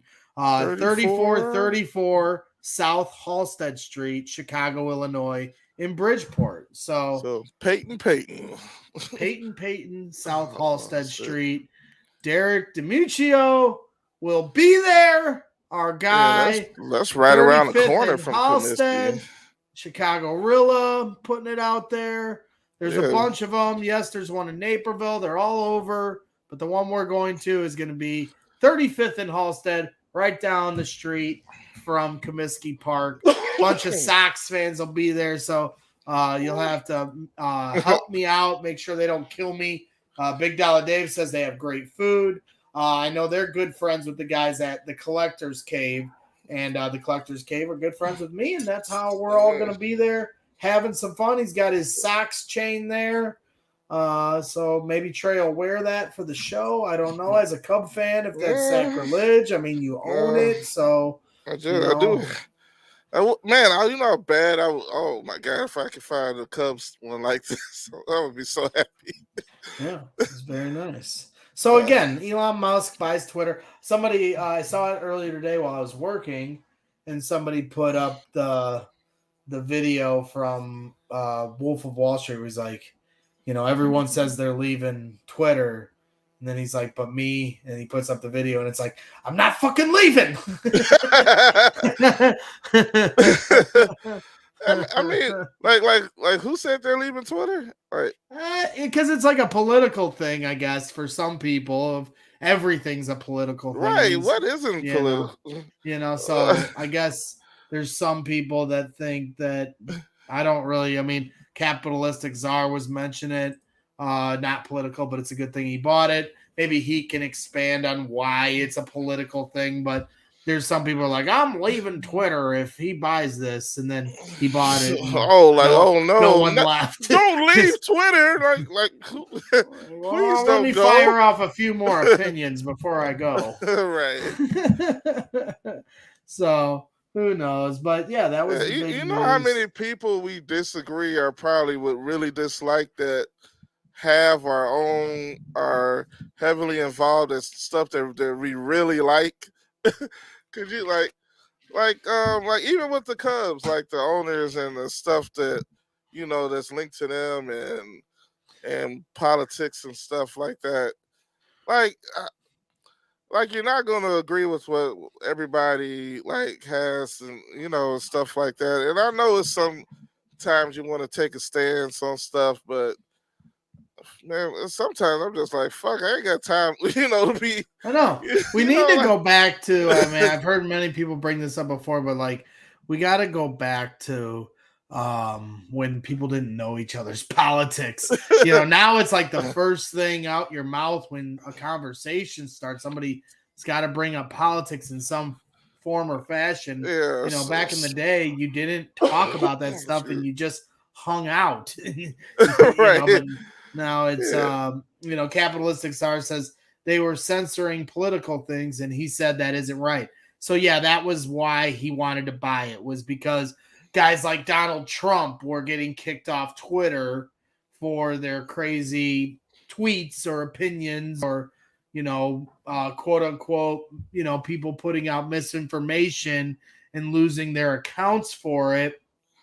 And, then there were those that thought, I watch a lot of Bill Maher weekly on HBO. I enjoy his political, conversations they have on there. And, he was really against it too, saying, it's a freedom of speech thing. You're allowed to be wrong. You're allowed to say crazy things. That's what makes this country is freedom of speech. And, but you also can't yell fire on an airplane. So, there is be responsible. So there's a line, and it's like where where You is can't the say line? bomb on the airplane. Bomb, bomb, bomb, bomb, bomb, bomb, bomb. And guys like Big Dollar Dave, doesn't like the virtue signaling and things like that. So, it's one of those tricky topics, and Elon Musk stepping in to buy Twitter to form it how he sees fit in regards to how what should be allowed and what should be censored and what shouldn't be. Like, for instance, not to get too political into it, like Capitalistic Czar said, but like, for a while, like on Facebook or Twitter, they were not allowing people to say that the coronavirus was made in a lab because they were like, this is a lie and it's misinformation. And Well, then how do they know it was a lie? Right. And that's the point, is like people would bring up different things and theories like that. And then somebody would say, well, you're not allowed to say this because it's not true. Well, how do you know it's not true? But that can be such a slippery slope because, when they were saying, drink bleach, it's like, you can't just say anything. And so but you know how much stuff that if you at some point you just gotta have common sense. And if you drink bleach because of what somebody said online, then maybe the fewer of those people we have around, then but that's what the society we become. Because like, look at a guy like Joe Rogan. We only get our 20 viewers here on Braggs in the Sands or Trae Tunes show, but Joe Rogan has millions and millions of people listening, and he's talking about ivermectin and bringing on different experts, quote unquote, but you don't know how much of a expert they actually are or how legitimate, you're just listening. And so it's like, it's turned into this culture where, and nobody wants to get their information from the media anymore because you don't trust it. Gone are the days of like before we were born in the 60s when Walter Cronkite would come on and tell you JFK was dead. Nowadays, if Walter Cronkite came on and was like, the president has been shot, they'd be like, yeah, you're fucking lying. Shut up, Walter. I'm going to get my news from Rogan. When Rogan tells me, then I'll believe it. And that's what half of people's problem too. Anyway, it's like, all right, you can be a fan of a show and not believe or agree with every single thing that they say on the show. Right. Like, what happened to that's how normal people used to think. Entertainment purposes. But now it's become so tribalistic where people can't think for themselves anymore, and it's my team versus your team. Like my dad, he's very, right leaning, and he thinks I'm the biggest liberal in the world, and I'm not. I really am not. I used to try to tell him until I'm blue in the face. I wish there was no such thing as political parties at all, because it's like, okay, like say if you're for one thing, it's like you have to be for everything on the left, or you got to be for everything on the right. Why can't you, like say somebody is, like pro, like choice, right? But they do like guns, and they do believe in the sex. It's like, why do you have to be so one-sided with stuff? It's so crazy. Big Dollar Dave's right in this regard. It is a divide and conquer thing. That's kind of how our media is set up. That's what pushes ratings. That's what pushes votes, is by saying they're wrong, we're right. This is the side you need to be on. And that's how they push the ratings and the viewers on TV. And that's how they push you to vote for that side. They can't do the in-between game. The independent party never wins.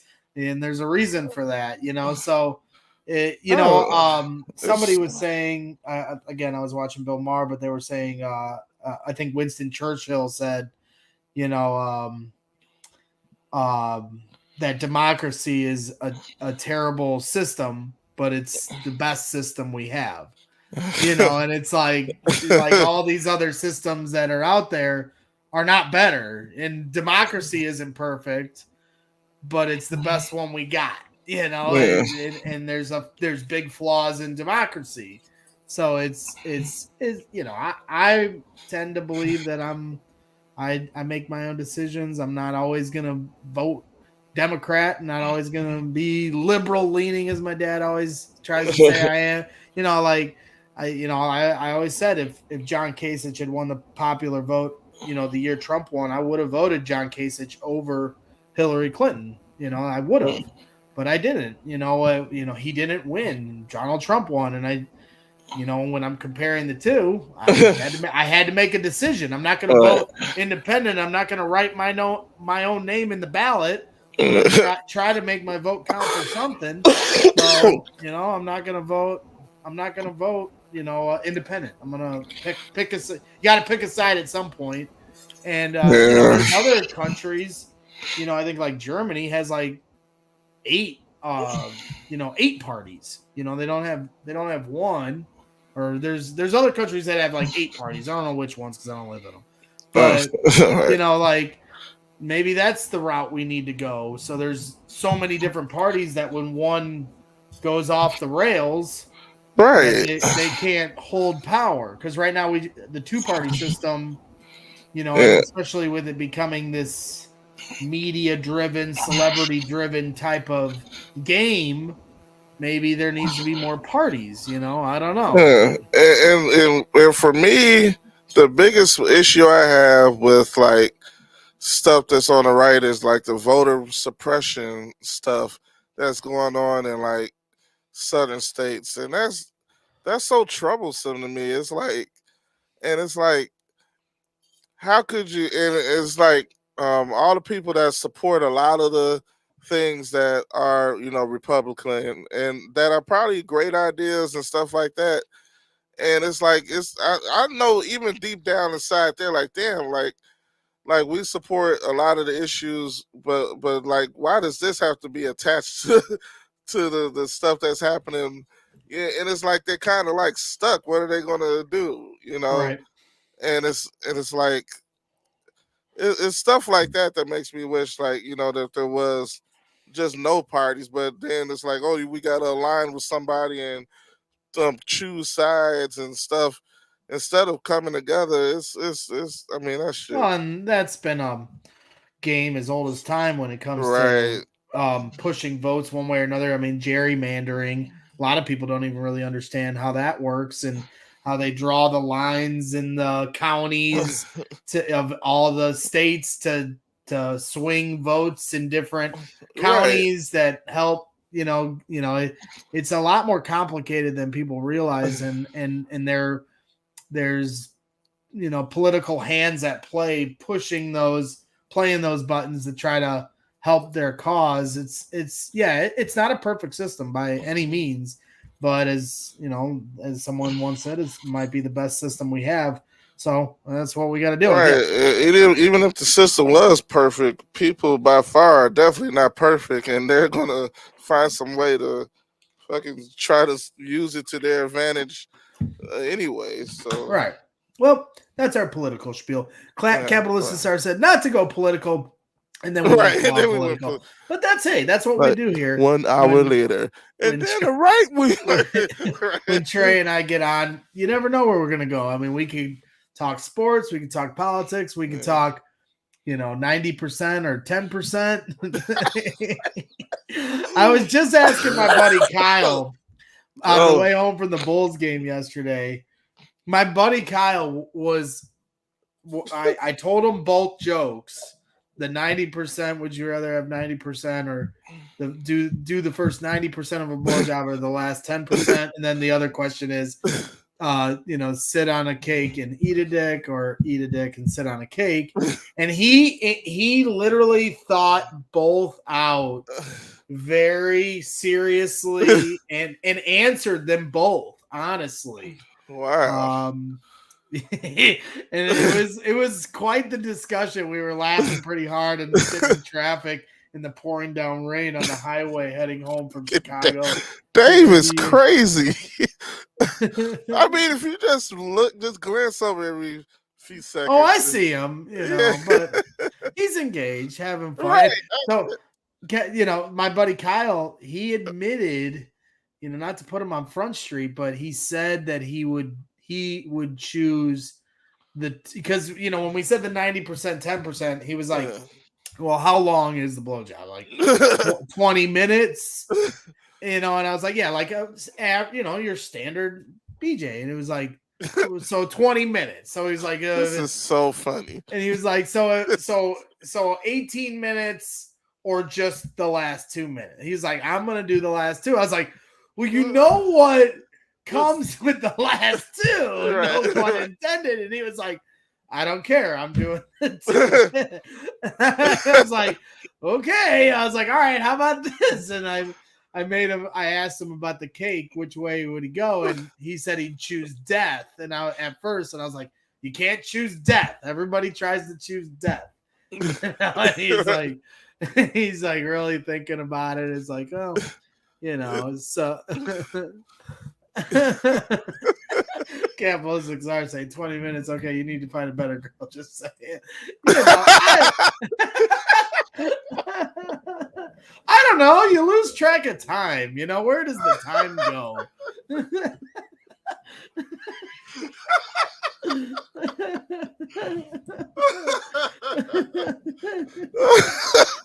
And then Braggs just kind of tell on Jenny a little bit.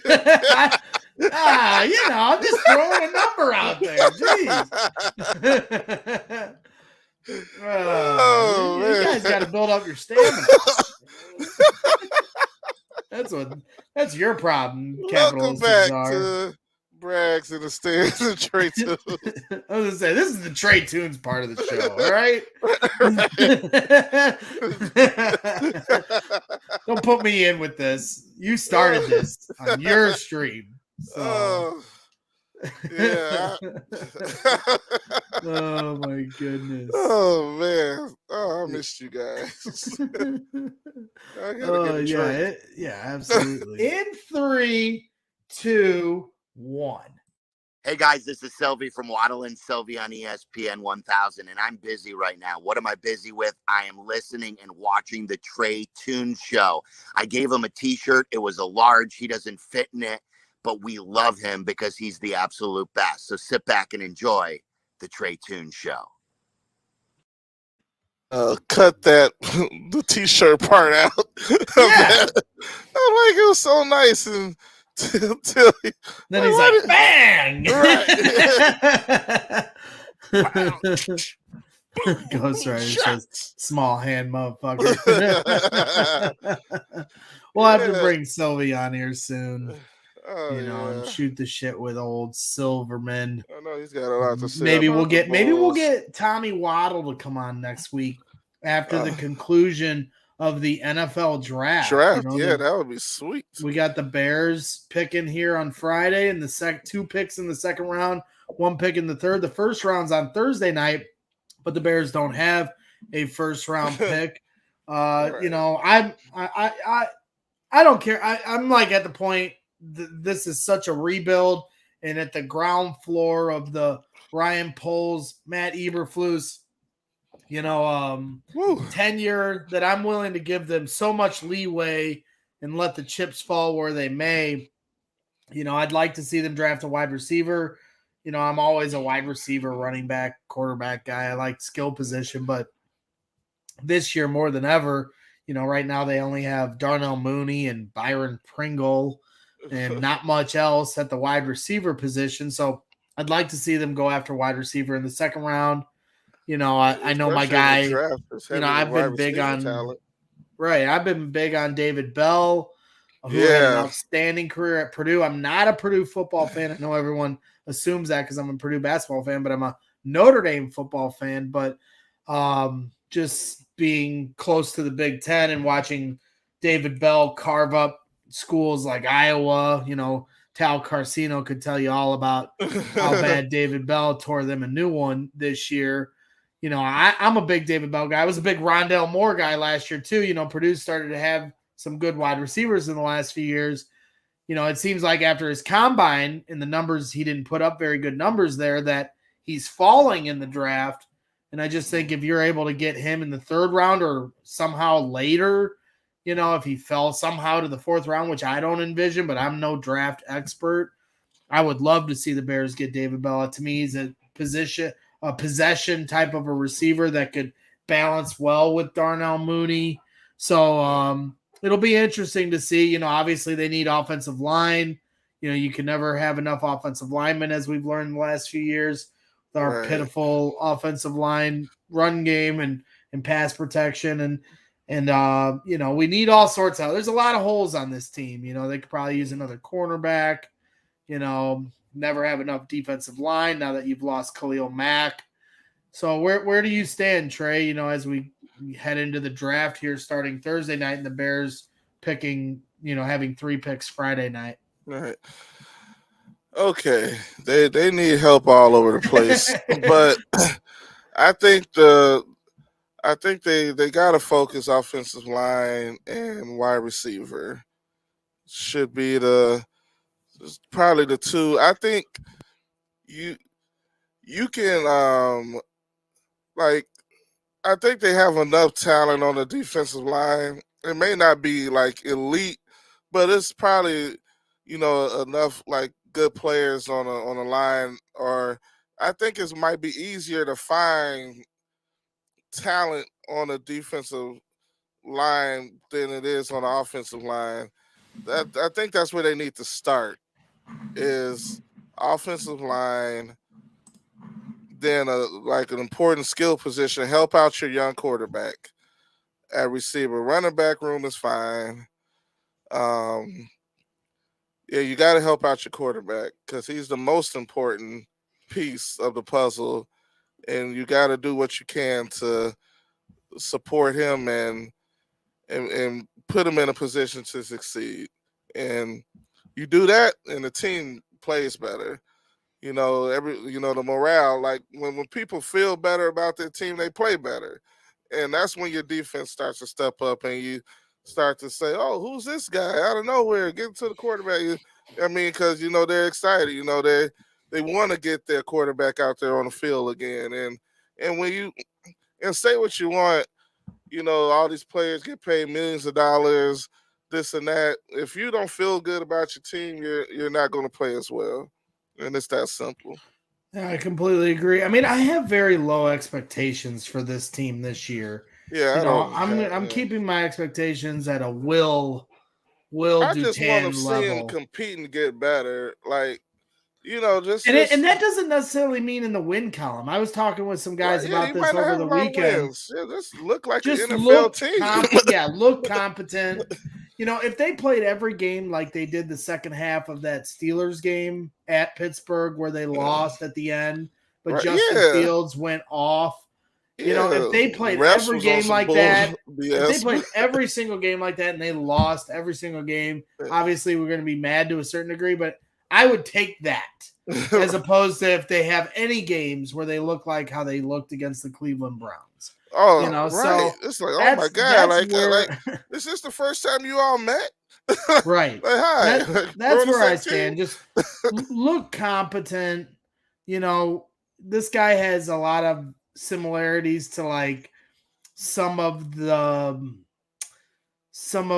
rules that he has for a team in the way that Lovie Smith did with his hits, HITTS, whatever acronym it is. It's basically, a charting system of no slouching, no always go and pick up the loose ball and all the little things that the attention to detail stuff that was missing here over the last few years. And so it'll be interesting to see how this team forms to Matt Eberflus. It'll be interesting to see how Ryan Poles builds it. I'll probably screw that name up 9 million times, but you got to give them time. And everyone wants to have an instant knee-jerk reaction. They get rid of Khalil Mack. They don't make enough moves. Let's see who they draft. And everyone's going to have who they want. And if they don't get them, they're going to be critical. to me, I'm not going to be overly critical about anything they do until I get the full scope of this thing. And then we get into next off season. You have an idea of where the team's at, what needs they need to get. And then you can start to make more of a determination on, what they need to do. And if they don't do those things, are they doing a good enough job? And then be more critical. I can't be overly critical at this point. I just think it's people racing to be right first, and people that are like, oh, Ryan Poles is already doing a horrendous job. They're just saying that now. We get to the draft yet. Right. If it ends up becoming the case 2 years from now, they can be like, I told you. Right. And then it's also the other way around, for the people that are like, fully behind everything they're doing. Yeah, they haven't had a chance to do anything yet. Especially on Bears Twitter. It's just a race. Everyone's in a race to be right.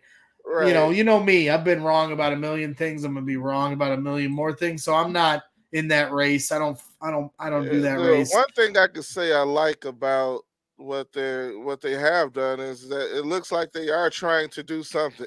I mean, whatever that means. I mean, they're making moves, and it seems like they made a decisive decision, and they didn't just come in like, oh, what are we right? gonna do? I mean, to trade Khalil Mack is pretty ballsy, and it shows that they're ready to flip this roster. And some people are like, well, they didn't get enough for Khalil Mack. Well, I don't know what they could have got for Khalil Mack. I'm not going to pretend like I do know what they could have. I don't know what conversations are going on behind closed doors. Some say they traded him too fast, that they could have built a market up for him. Okay. At the end of the day, I am going to trust these guys and let these guys have their time to make their moves and build this up and then see where the chips are at the end of the season, or at least going into next season. I think will be a better determination. I mean, it wouldn't be the worst. Next year they get a first round pick again. They haven't had a first round pick since they traded for Khalil Mack. Yeah, we're still suffering from stuff that Pace did. And look at the Bengals. They got Joe Burrow. They didn't have that great of a season his rookie year. I know Justin Fields is no longer a rookie, but he had to put up with Matt Nagy. I'm not going to say it doesn't count, but it doesn't count.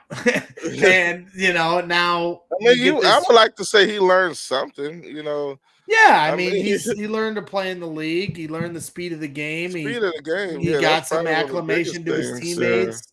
That's what happened with Mitch. Mitch was with John Fox, and then they fired him and brought in Matt Nagy, and they took off together. Yeah, do I think that's going to happen this year for Justin Fields and Matt Eberflus? No, I think this team is much further away from being a competitive team, although you just never know in the NFL. At the same time, like I said, just going back to the Cincinnati Bengals, template, they weren't a very good team. They had a top 10 pick. They take Jamar Chase in the top 10. He ends up being one of the best rookie wide receivers ever. And they get, inches away from a Super Bowl championship.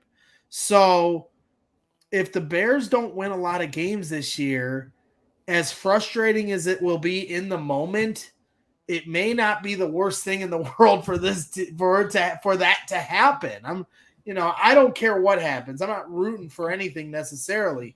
But if that were to happen, because this team is in such a rebuild and they're so young and they have so many holes and they're trying to build it up through the draft and not overpay for guys like Jimmy Graham and, all respect to Robert Quinn, who had a great year last year, but guys like that, and they're just trying to go young and rebuild it, I'm going to roll with it. I mean, the Cubs, they rebuilt it. They tore it from the ground up, Theo Epstein, and they brought in all these prospects that we all had to watch in the minor leagues, and they're like, get ready, Chris Bryant and Jorge Soler, and all these guys are coming. And at the time, all we had was Starlin Castro and Anthony Rizzo in the big leagues.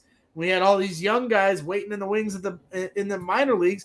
Well, you just had to trust the system. Then they all came up, and all of a sudden the Cubs grab a veteran pitcher and John Lesser, and all of a sudden they win a World Series. I mean, I'm not saying that's how it works for every team, but That's kind of what I'm looking at with this Bears team. Build it from the ground up. Get these young guys going. Make your decision on what you're going to do with David Montgomery as he's entering his contract season at the end of this year. He'll be a free agent, I believe. Are you going to pay him? Are you not going to pay him? Most teams don't give a lot of money to running back. You have Khalil Herbert, who flashed for a handful of games as a running back behind him.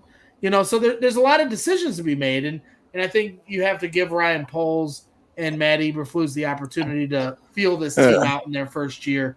The only thing that is disconcerting is you're wasting more years with Justin Fields, who's this dynamic talent. So that is the one thing that I really would like to see overall, outside of the wins or losses or however it shakes out, is just a steady improvement to Justin Fields' game, because he had flashes last year.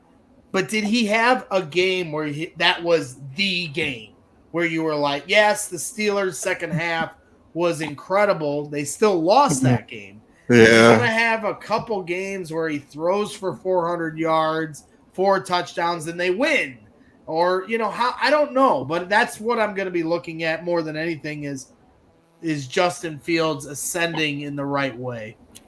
Yeah, I guess, we will see. But the talent's there.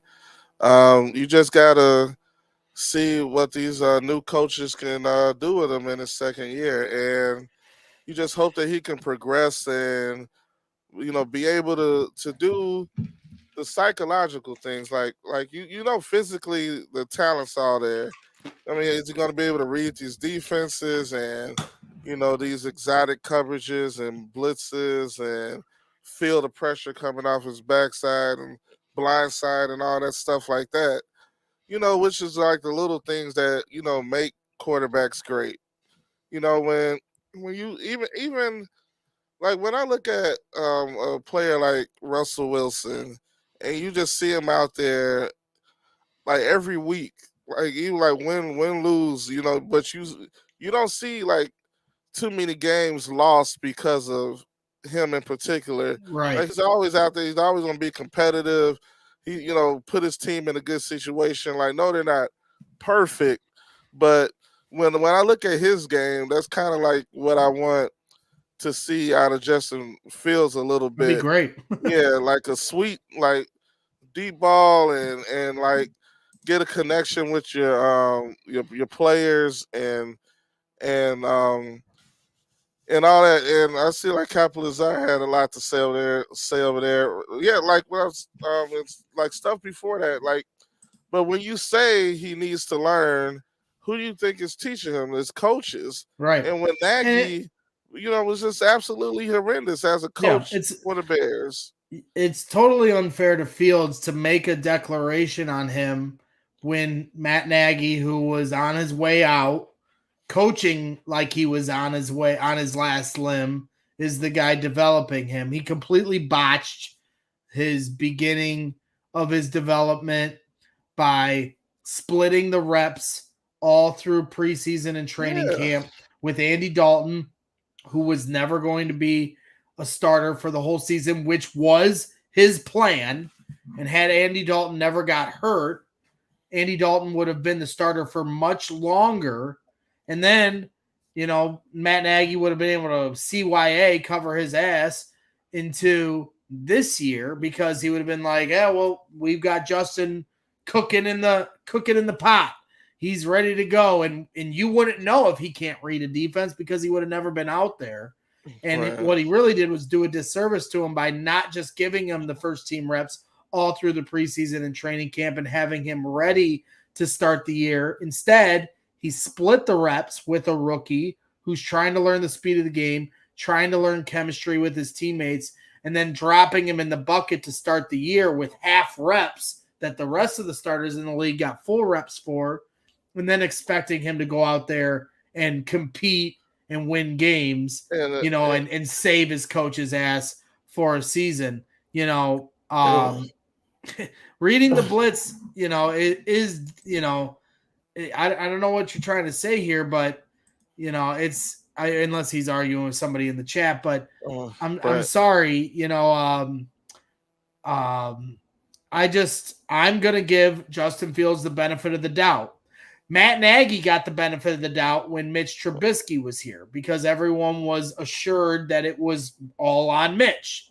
And all I ever tried to say calling into Waddle and Sylvie and was widely mocked by those guys and Black and Abdallah and everybody else that, wanted to put everything on Mitch and how terrible he was, because there's another guy that couldn't read a defense, can't throw downfield, can't, because it ain't Matt Nagy's fault. Well, Matt Nagy then has Fields. Obviously, Fields is a rookie, but isn't able to get anything really out of him in a lot of ways. Because, like I said, I think Fields could have had a much better rookie season, and he didn't.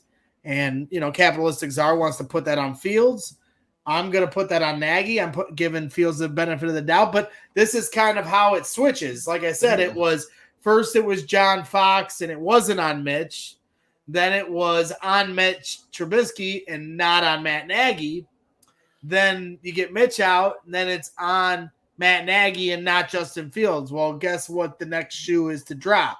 If Justin Fields doesn't play well this year or doesn't show significant or at least steady improvement, you're going to have a lot more people like Capitalistic Czar saying, he can't read the blitz and had to bail in the pocket. He doesn't have ball security. He's a bust. And then they'll start blaming Fields. It'll go back and forth and back and forth. Yeah, but when you look at things like ball security, right? And when they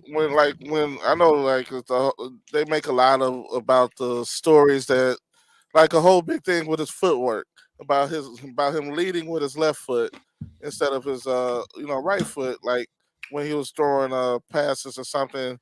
And so I started to look up about quarterback footwork. And when I started to see what quarterback footwork and 3-step drops and 5-step drops are really all about, it's really about timing. And it's like, you don't take 5 steps back just because, like, oh, I want to be at this spot. But it's like, okay, 1, 2, 3, 4, 5. Not my receiver should be right here. And it's like you're giving that step drop back is because, like, they're supposed to be at a certain place by the time you take 5 steps. Sure. And it's like, when you realize how important like little things like that is, and when you have the right coaches in place to implement things like that, like, okay, lead with this foot. Your footwork's important. It's not just about, I mean, of course it's about making a good pass, but how can you make a good pass when your time is off, when you're looking at the wrong place at the wrong time? Right. Because that 1 second you're doing this, they could have been open, and like, instead of that, now you're looking like you're struggling out there. Right, and that's what I'm saying. Like, I'm going to give it to the benefit of the doubt because I believe Matt Nagy's system was broken. Yeah, and no, I'm not saying Capitalistic Czar. I'm not saying you said he is a bust. I'm saying that it'll go that way if we don't start to see Fields make improvement at some point. Last year it was we're going to blame Nagy and give Fields the benefit of the doubt. Yeah. Now the next guy that's going to have the turn in the bucket is going to be Fields if it doesn't work out. Yeah. People will point to Fields before they point to the coaches because of the common denominator factor. That's what I'm saying. Yeah. So, you say, see, and I think he reads coverage as well. It's the blitz. That's fine. But let's see it in a competent system because Matt Nagy never understood how to run the ball. This is the same coach that came here and had a game where they ran the ball for a franchise low 7 times against the Saints. Walter Payton bobblehead. Yeah, on Walter Payton bobblehead day, they ran for a franchise low 7 rushes, 2 of which were jet sweeps, in a game that was a 1-possession game at halftime. No reason to abandon the run. And then he had the audacity to come to the podium and say, well, I didn't come here to run the I formation. That's all you need to know about Matt Nagy. Everything else is window dressing. I don't care. That's all you need to know about Matt Nagy, and to know that he had no idea how to run a balanced offense. I mean, look at the San Francisco 49ers. they get all the way to the NFC Championship and lose to the Rams with Jimmy Garoppolo, who's an average quarterback. Right. And they have a system in place that gets the most out of their offense. Justin Fields has mobility, and how many times did we say, get him out of the pocket, rolling? This is the same stuff they'd say about Mitch. They're saying the same thing with Justin Fields, have him rolling out of the Jay pocket. Cutler. It's like, right. I felt like they did Jay such a disservice there. I felt like I'm not gonna say Jay Cutler was a great quarterback, but he was talented enough for the Bears to make some noise in the NFC North and the NFC in particular. They made it to the NFC Championship. Well, to Jay's credit, his buddy Greg Olson they had here, and then they traded him away when Mike Martz came here and said, I can't. He's not a tight end that fits my system. So Mike Martz was trying to force his system to a team that maybe necessarily didn't have the same pieces as those Rams teams when he was the offensive coordinator. But to Jay's credit, and I wasn't the biggest fan of Jay, but to Jay's credit, when they got rid of his buddy Greg Olson and then they forced the Martz system, he made it work. So, it all went off the rails when Mark Trestman came here. But I agree. I mean, at the end of the day, they got to have a system in place. And then they got to find the pieces to four fit. Different systems Right. His time. And to me, Matt Nagy's problem was he only knew one way to win football, and that was the Kansas City Chiefs way. And he probably didn't know that system as well as maybe he thought he did. Now he leaves. Did you see any teams calling to pick up? Everyone laughed. Mitch Trubisky last year gets a 1-year deal to be a bench player for the Bills. Well, now he's a starter again, at least potentially for the Pittsburgh Steelers. And Matt Nagy was on the free agent wire for any team to pick him up to be an offensive coordinator. He's been an offensive head coach for the last 4 years. They get to the playoffs twice, or 3 years, 4 years, whatever it is. And he goes on the waiver wire and nobody picks him up. And Andy Reid has to bring him back to Kansas City to be on his staff because, the league saw what they saw from him. So, it's going to be interesting to see how, Justin Fields does without Matt Nagy. I'm willing to give him the benefit of the doubt because I think Matt Nagy's system was broken, and I think the team wasn't playing for him. I had a lot of arguments with guys on Bears Twitter last year, but I think they were done with him. I think that they all thought that Nagy should have been fired the year before. They get Justin Fields, so then they're like, okay, let's give this a roll. Then Justin Fields comes out for the Browns game, and Matt Nagy tries to run an offense that isn't catered to Justin Fields. And I think at that moment, the whole team was like, we're washing our hands of you, Matt Nagy. Everything you say is, falling on deaf ears. That's how I saw it play out.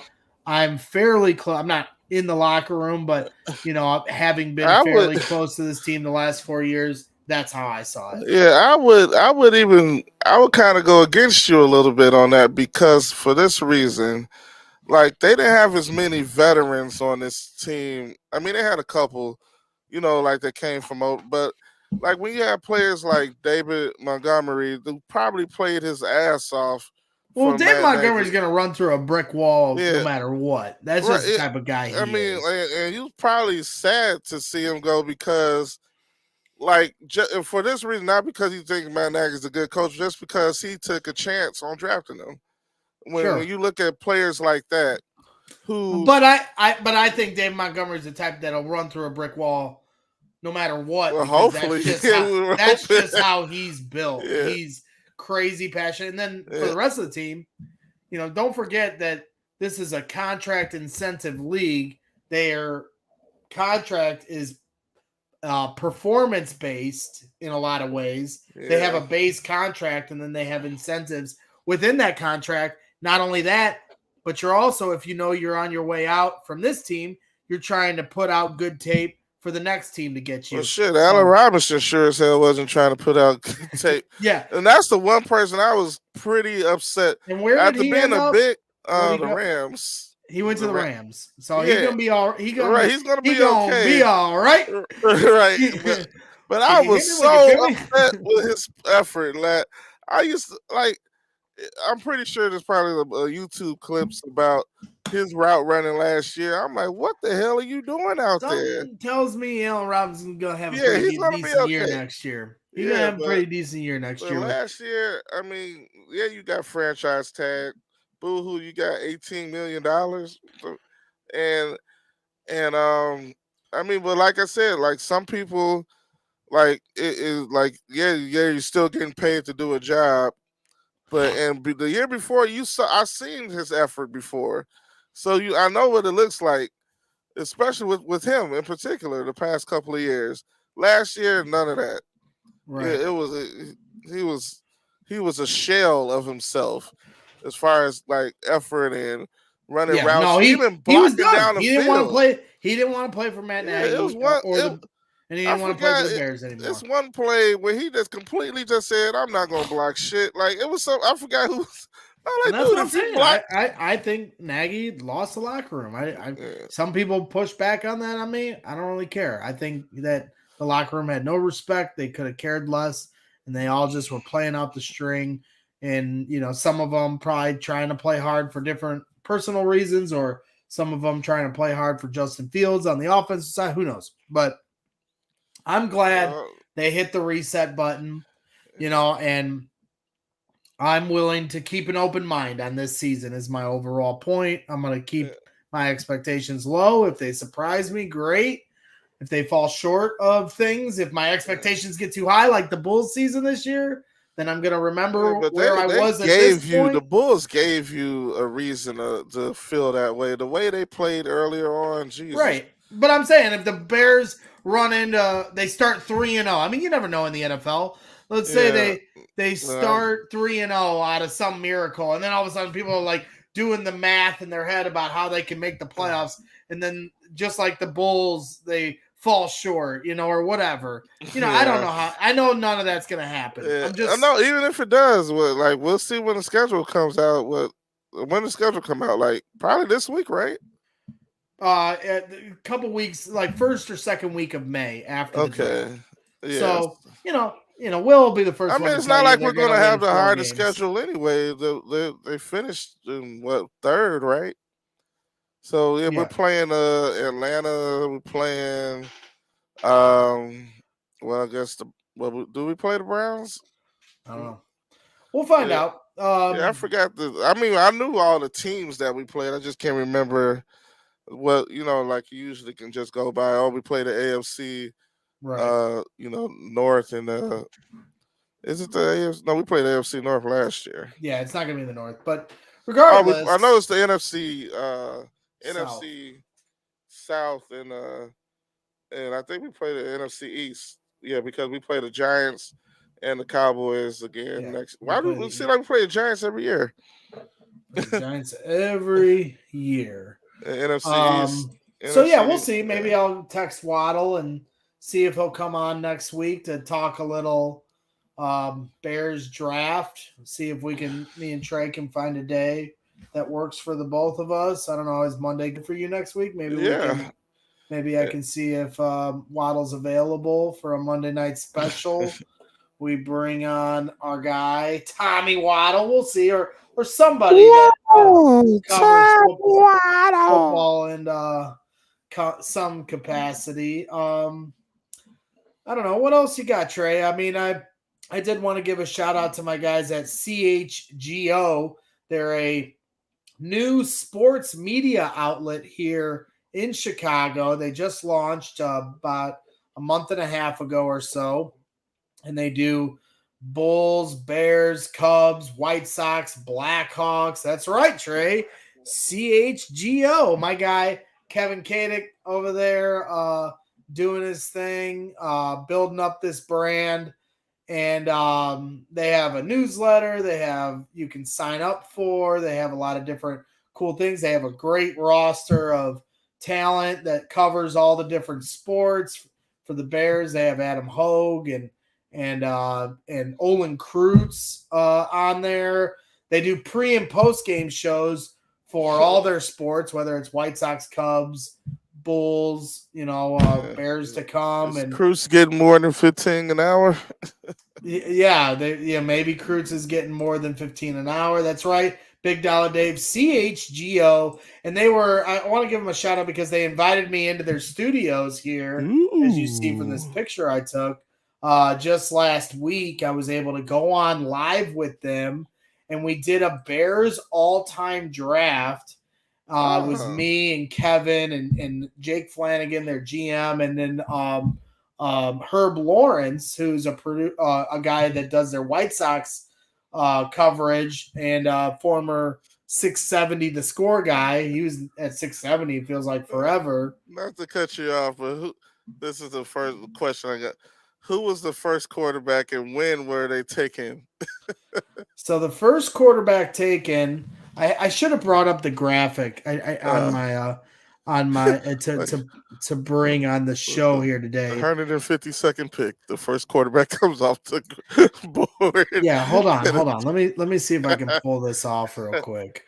But you're gonna have to bear with me for 1 second. All right, let's see if I can do my favorite Braggs impression and just talk, for a little bit while he gets what happened? Oh, okay. All right. Kind of switched it up on us there, all right. So late arrival was Beck and John is in the building. What's up, Beck and John? Yeah, we just been chatting it up. We had C-Red Fred on earlier. Will was in here, but I think I don't know if he's still who's still in here. I know we got Capilazar, we got Big Dollar Dave, we got some guys in here. Ghost is still in here. What's up, Ghost? Becky was in here earlier too. Yeah, I just couldn't say a whole lot because I didn't want to cut off. See Red Fred in the middle of a sentence. Greg. Hey, Becky. Greg talking too much. But yeah, like I said, I was in the CHGO studios. Here's the studios, beautiful studios, just over by the United Center. Pretty sweet stuff. Again, they're CHGO. Here was the draft board that we had, and it was a snake draft. So it started with Herb, then Jake, then me, and then Kevin, and then worked its way back. So what the craziest part, the most controversial part of this whole draft, obviously you can see it at the top, but Herb Lawrence took Dan Hampton over Walter Payton with the number one pick in this draft. And he's been getting shots fired at him ever since for it. And rightfully so in a lot of ways. How you don't take the greatest Chicago Bear of all time first is just stunning. I mean, if you go back and watch the show, which is available on YouTube, if you search CHGO and go into their videos, it's there. His reasoning was that he could get a running back later. So he wanted to take Hampton. The next two are Walter Payton and Gale Sayers. Right. And so me and Jake just jump all over that because I'm, sitting there at 3, I'm like, okay, I'm assuming Walter's going first. I didn't think Gale would go second. So I felt pretty good about getting Gale as the 3rd overall pick. Yeah, it was between him or Dick Butkus for me. Dick Butkus goes 4th, of course. Yeah. Yeah. And so then it works its way back, and then I take Urlacher after Ditka gets taken. So I had a little mixture. If you see my team with Gale Sayers, Brian Urlacher, Richard Dent, Super Bowl MVP, then Charles Tillman, Brandon Marshall. Brandon Marshall, that's a good pick. Right, maybe the most talented wide receiver we've ever had, even though it was a short stint.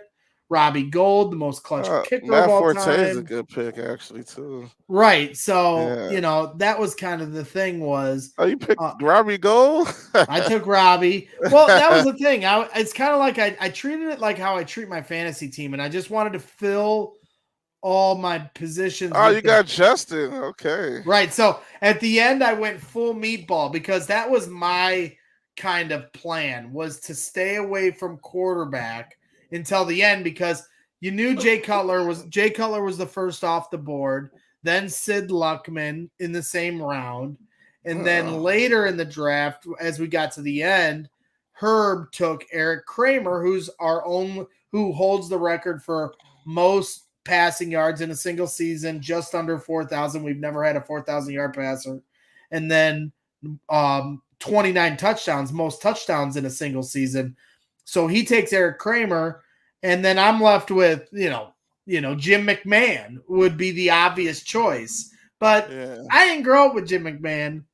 I didn't see the Bears win that Super Bowl. I have all the respect for Jim McMahon. I got him over my shoulder here. That was the first live show we ever did here at Braggs in the Stands, and he was a nice guy. But I went full meatball, and I took Justin Fields, the most talented, quarterback, the most, has all the intangibles that we've never had when we've drafted a quarterback. So could you have drafted Greg Olsen? So Greg Olsen got drafted early. He was the first. He was the second. He was the second tight end taken after Mike Ditka. And that was kind of the thing for me was I was kind of left at the end because tight ends were all taken. There's not very many options. You have Ditka, then you have Greg Olsen, and then it just falls off the map after that. So I just figured stick with, old reliable Desmond Clark was my final pick. And, there was some discussion about who had the best team. I thought Jake, when we were doing the draft, Jake probably had the best team with Walter Payton, Mike Singletary, Sid Luckman. I mean, these are all Hall of Famers. Walter Payton, Mike Singletary, Sid Luckman, Jimbo Covert, George Hallis, Steve Mongo McMichael. All those guys are Hall of Famers. Wow. Then Mike Brown, George McAfee, Kevin Butler, Willie Gault, I think kind of falls off at the end. Mike Brown could have been a great safety had he stayed healthy. But my team, Gale Sayers, Hall of Famer, Urlacher, Hall of Famer, Richard Dent, Hall of Famer. I mean, to me, Peanut Tillman should be a Hall of Famer. Brandon Marshall, was he a malcontent in the locker room? Sure. But certainly one of the most talented wide receivers to play the game, has the most receptions in a single game. I think he has like the most receiving yards of any wide receiver to not play in the playoffs, I think is his claim to fame. So, that's his problem is he's never been to the playoffs. But Robbie Gould going to the Hall of Fame. Gary Fensick, is maybe one of the best safeties in Bears history. Jay Hilgenberg, a lot of people think should be in the Hall of Fame, but he's not. And then, I put a futures bet in on Justin Fields. Maybe I didn't win this draft now, but 10 years from now, if Justin Fields ends up being the best quarterback in Chicago Bears history, then I'm thinking my team won. And that's kind of how I saw it, and that's kind of how the whole thing. It was a lot of fun, being in the studio, kind of kicking it back and forth. There were four of us, and just never been live in a studio like that before. We do all our podcasts from home like this, so it was just really cool to be a part of. Here was a little clip.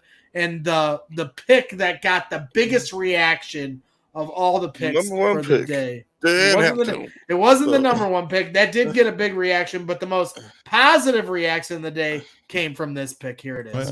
It's a Chicago Bears receiver that I love, and if I'm just picking like favorites here, Jeff Graham. Oh, Jeff Graham. Yeah. But you know who I like even more? Tom Waddle. Oh my God! Oh my God! We're going Tom Waddle. Put him on the board. Tom Waddle makes the list. Whatever. I mean, look, solid. We're talking about wide receivers who have had great Chicago media careers. It's Johnny Morris and Tom Waddle. I love Tom. Greg loves Tom. We all love Tom. So let's go Tom Waddle there. There it is. Tommy Waddle taken in the 7th round. So that's the thing, it was. Wow, Tom Waddle was Tom the most talented wide receiver in Bears, history of Lord? No, but love his effort in game, man. He went out there, he gave his all. Right. So even I recognize that watching the games, like man, who's that dude just out there getting creamed and getting up?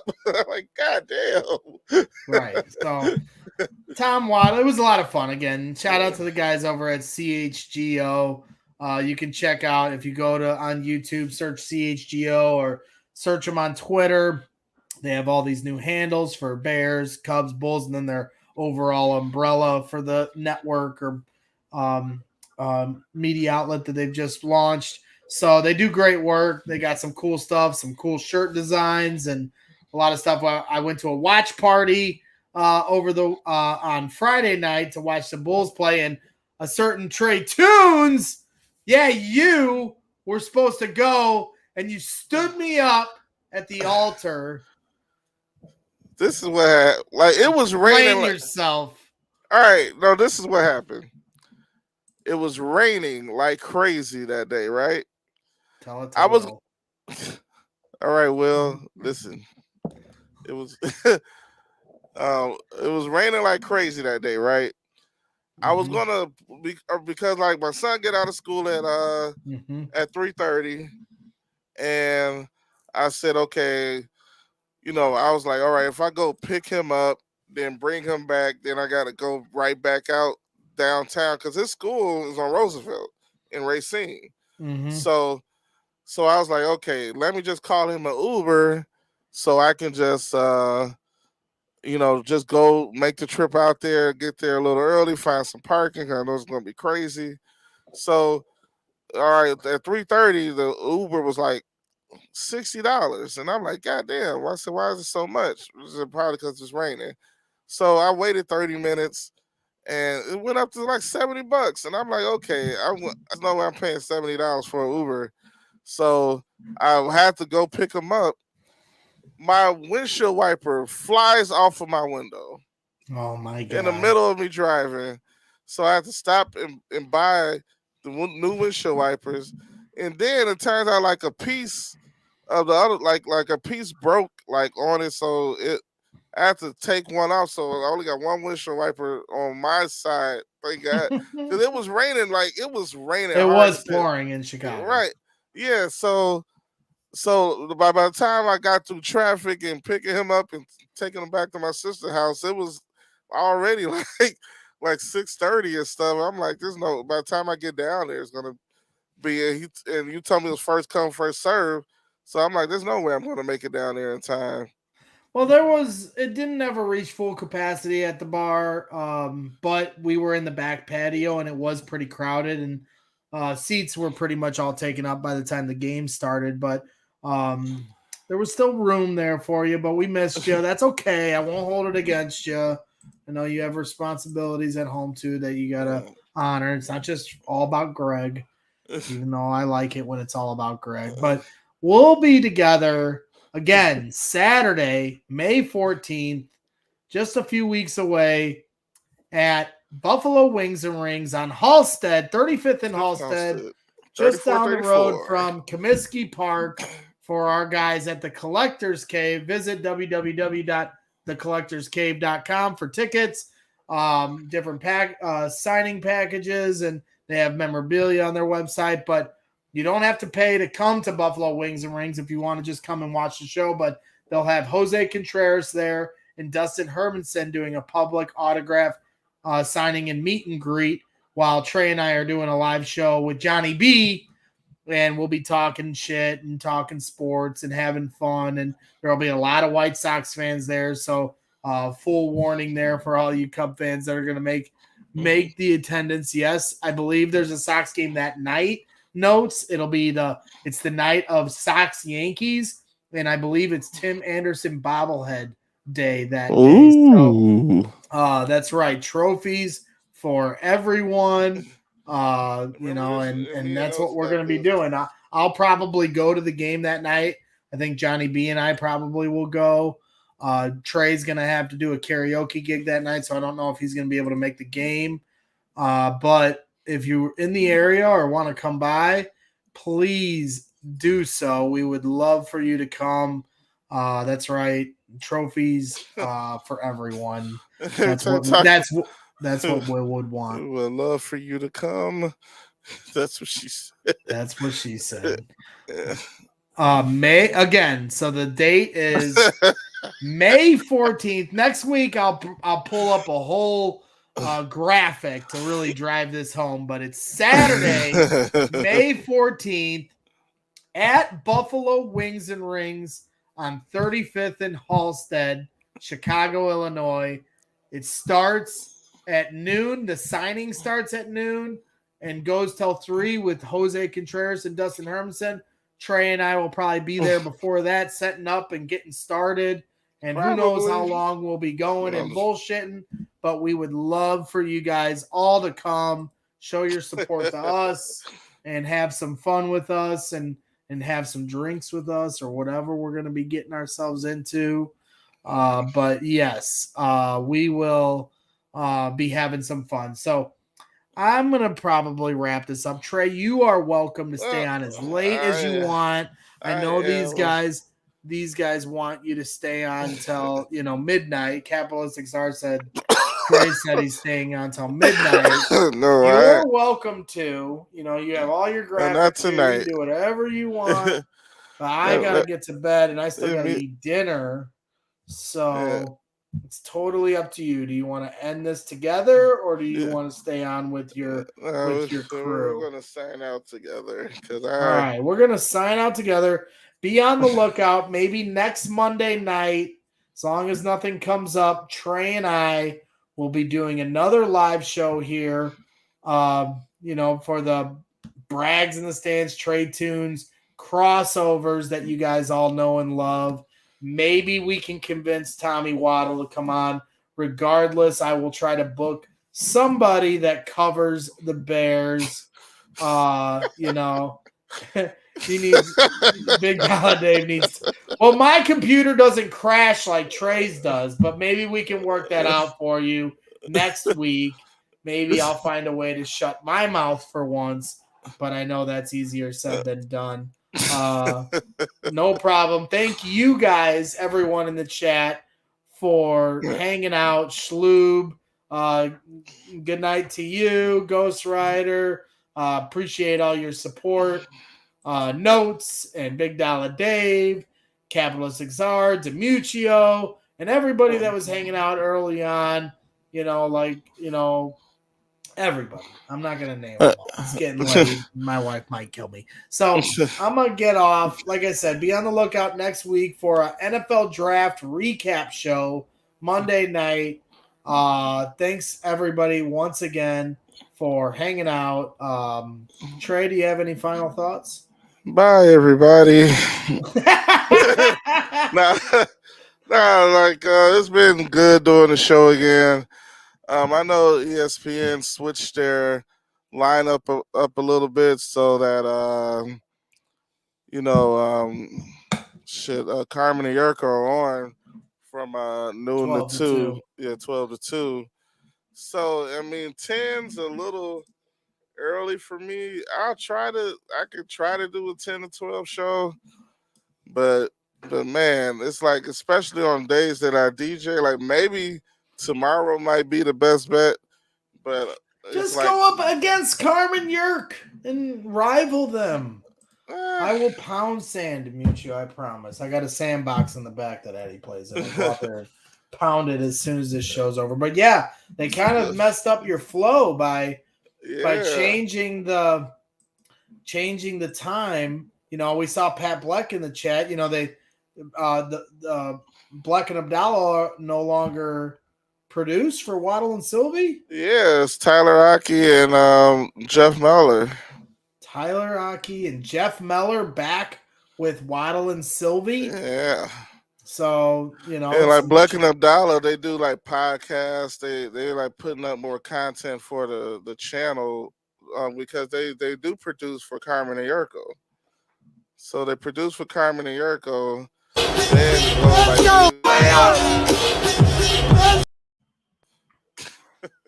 They're produced for Carmen and Yurko. Carmen and Yurko. Then at 2:00 they start. They put out their own like Bear Down podcast about the Bears. They got, I think, J Hood and Bleck do a basketball podcast. Until the bull season is over next week, and stuff like that. They're like helping produce more content for the show. Yeah, 10 So to 12 is early. they're the Swiss Army knife of ESPN 1000. Yeah, pretty much. Because you are living in a contrarian world, and you are just a contrarian girl.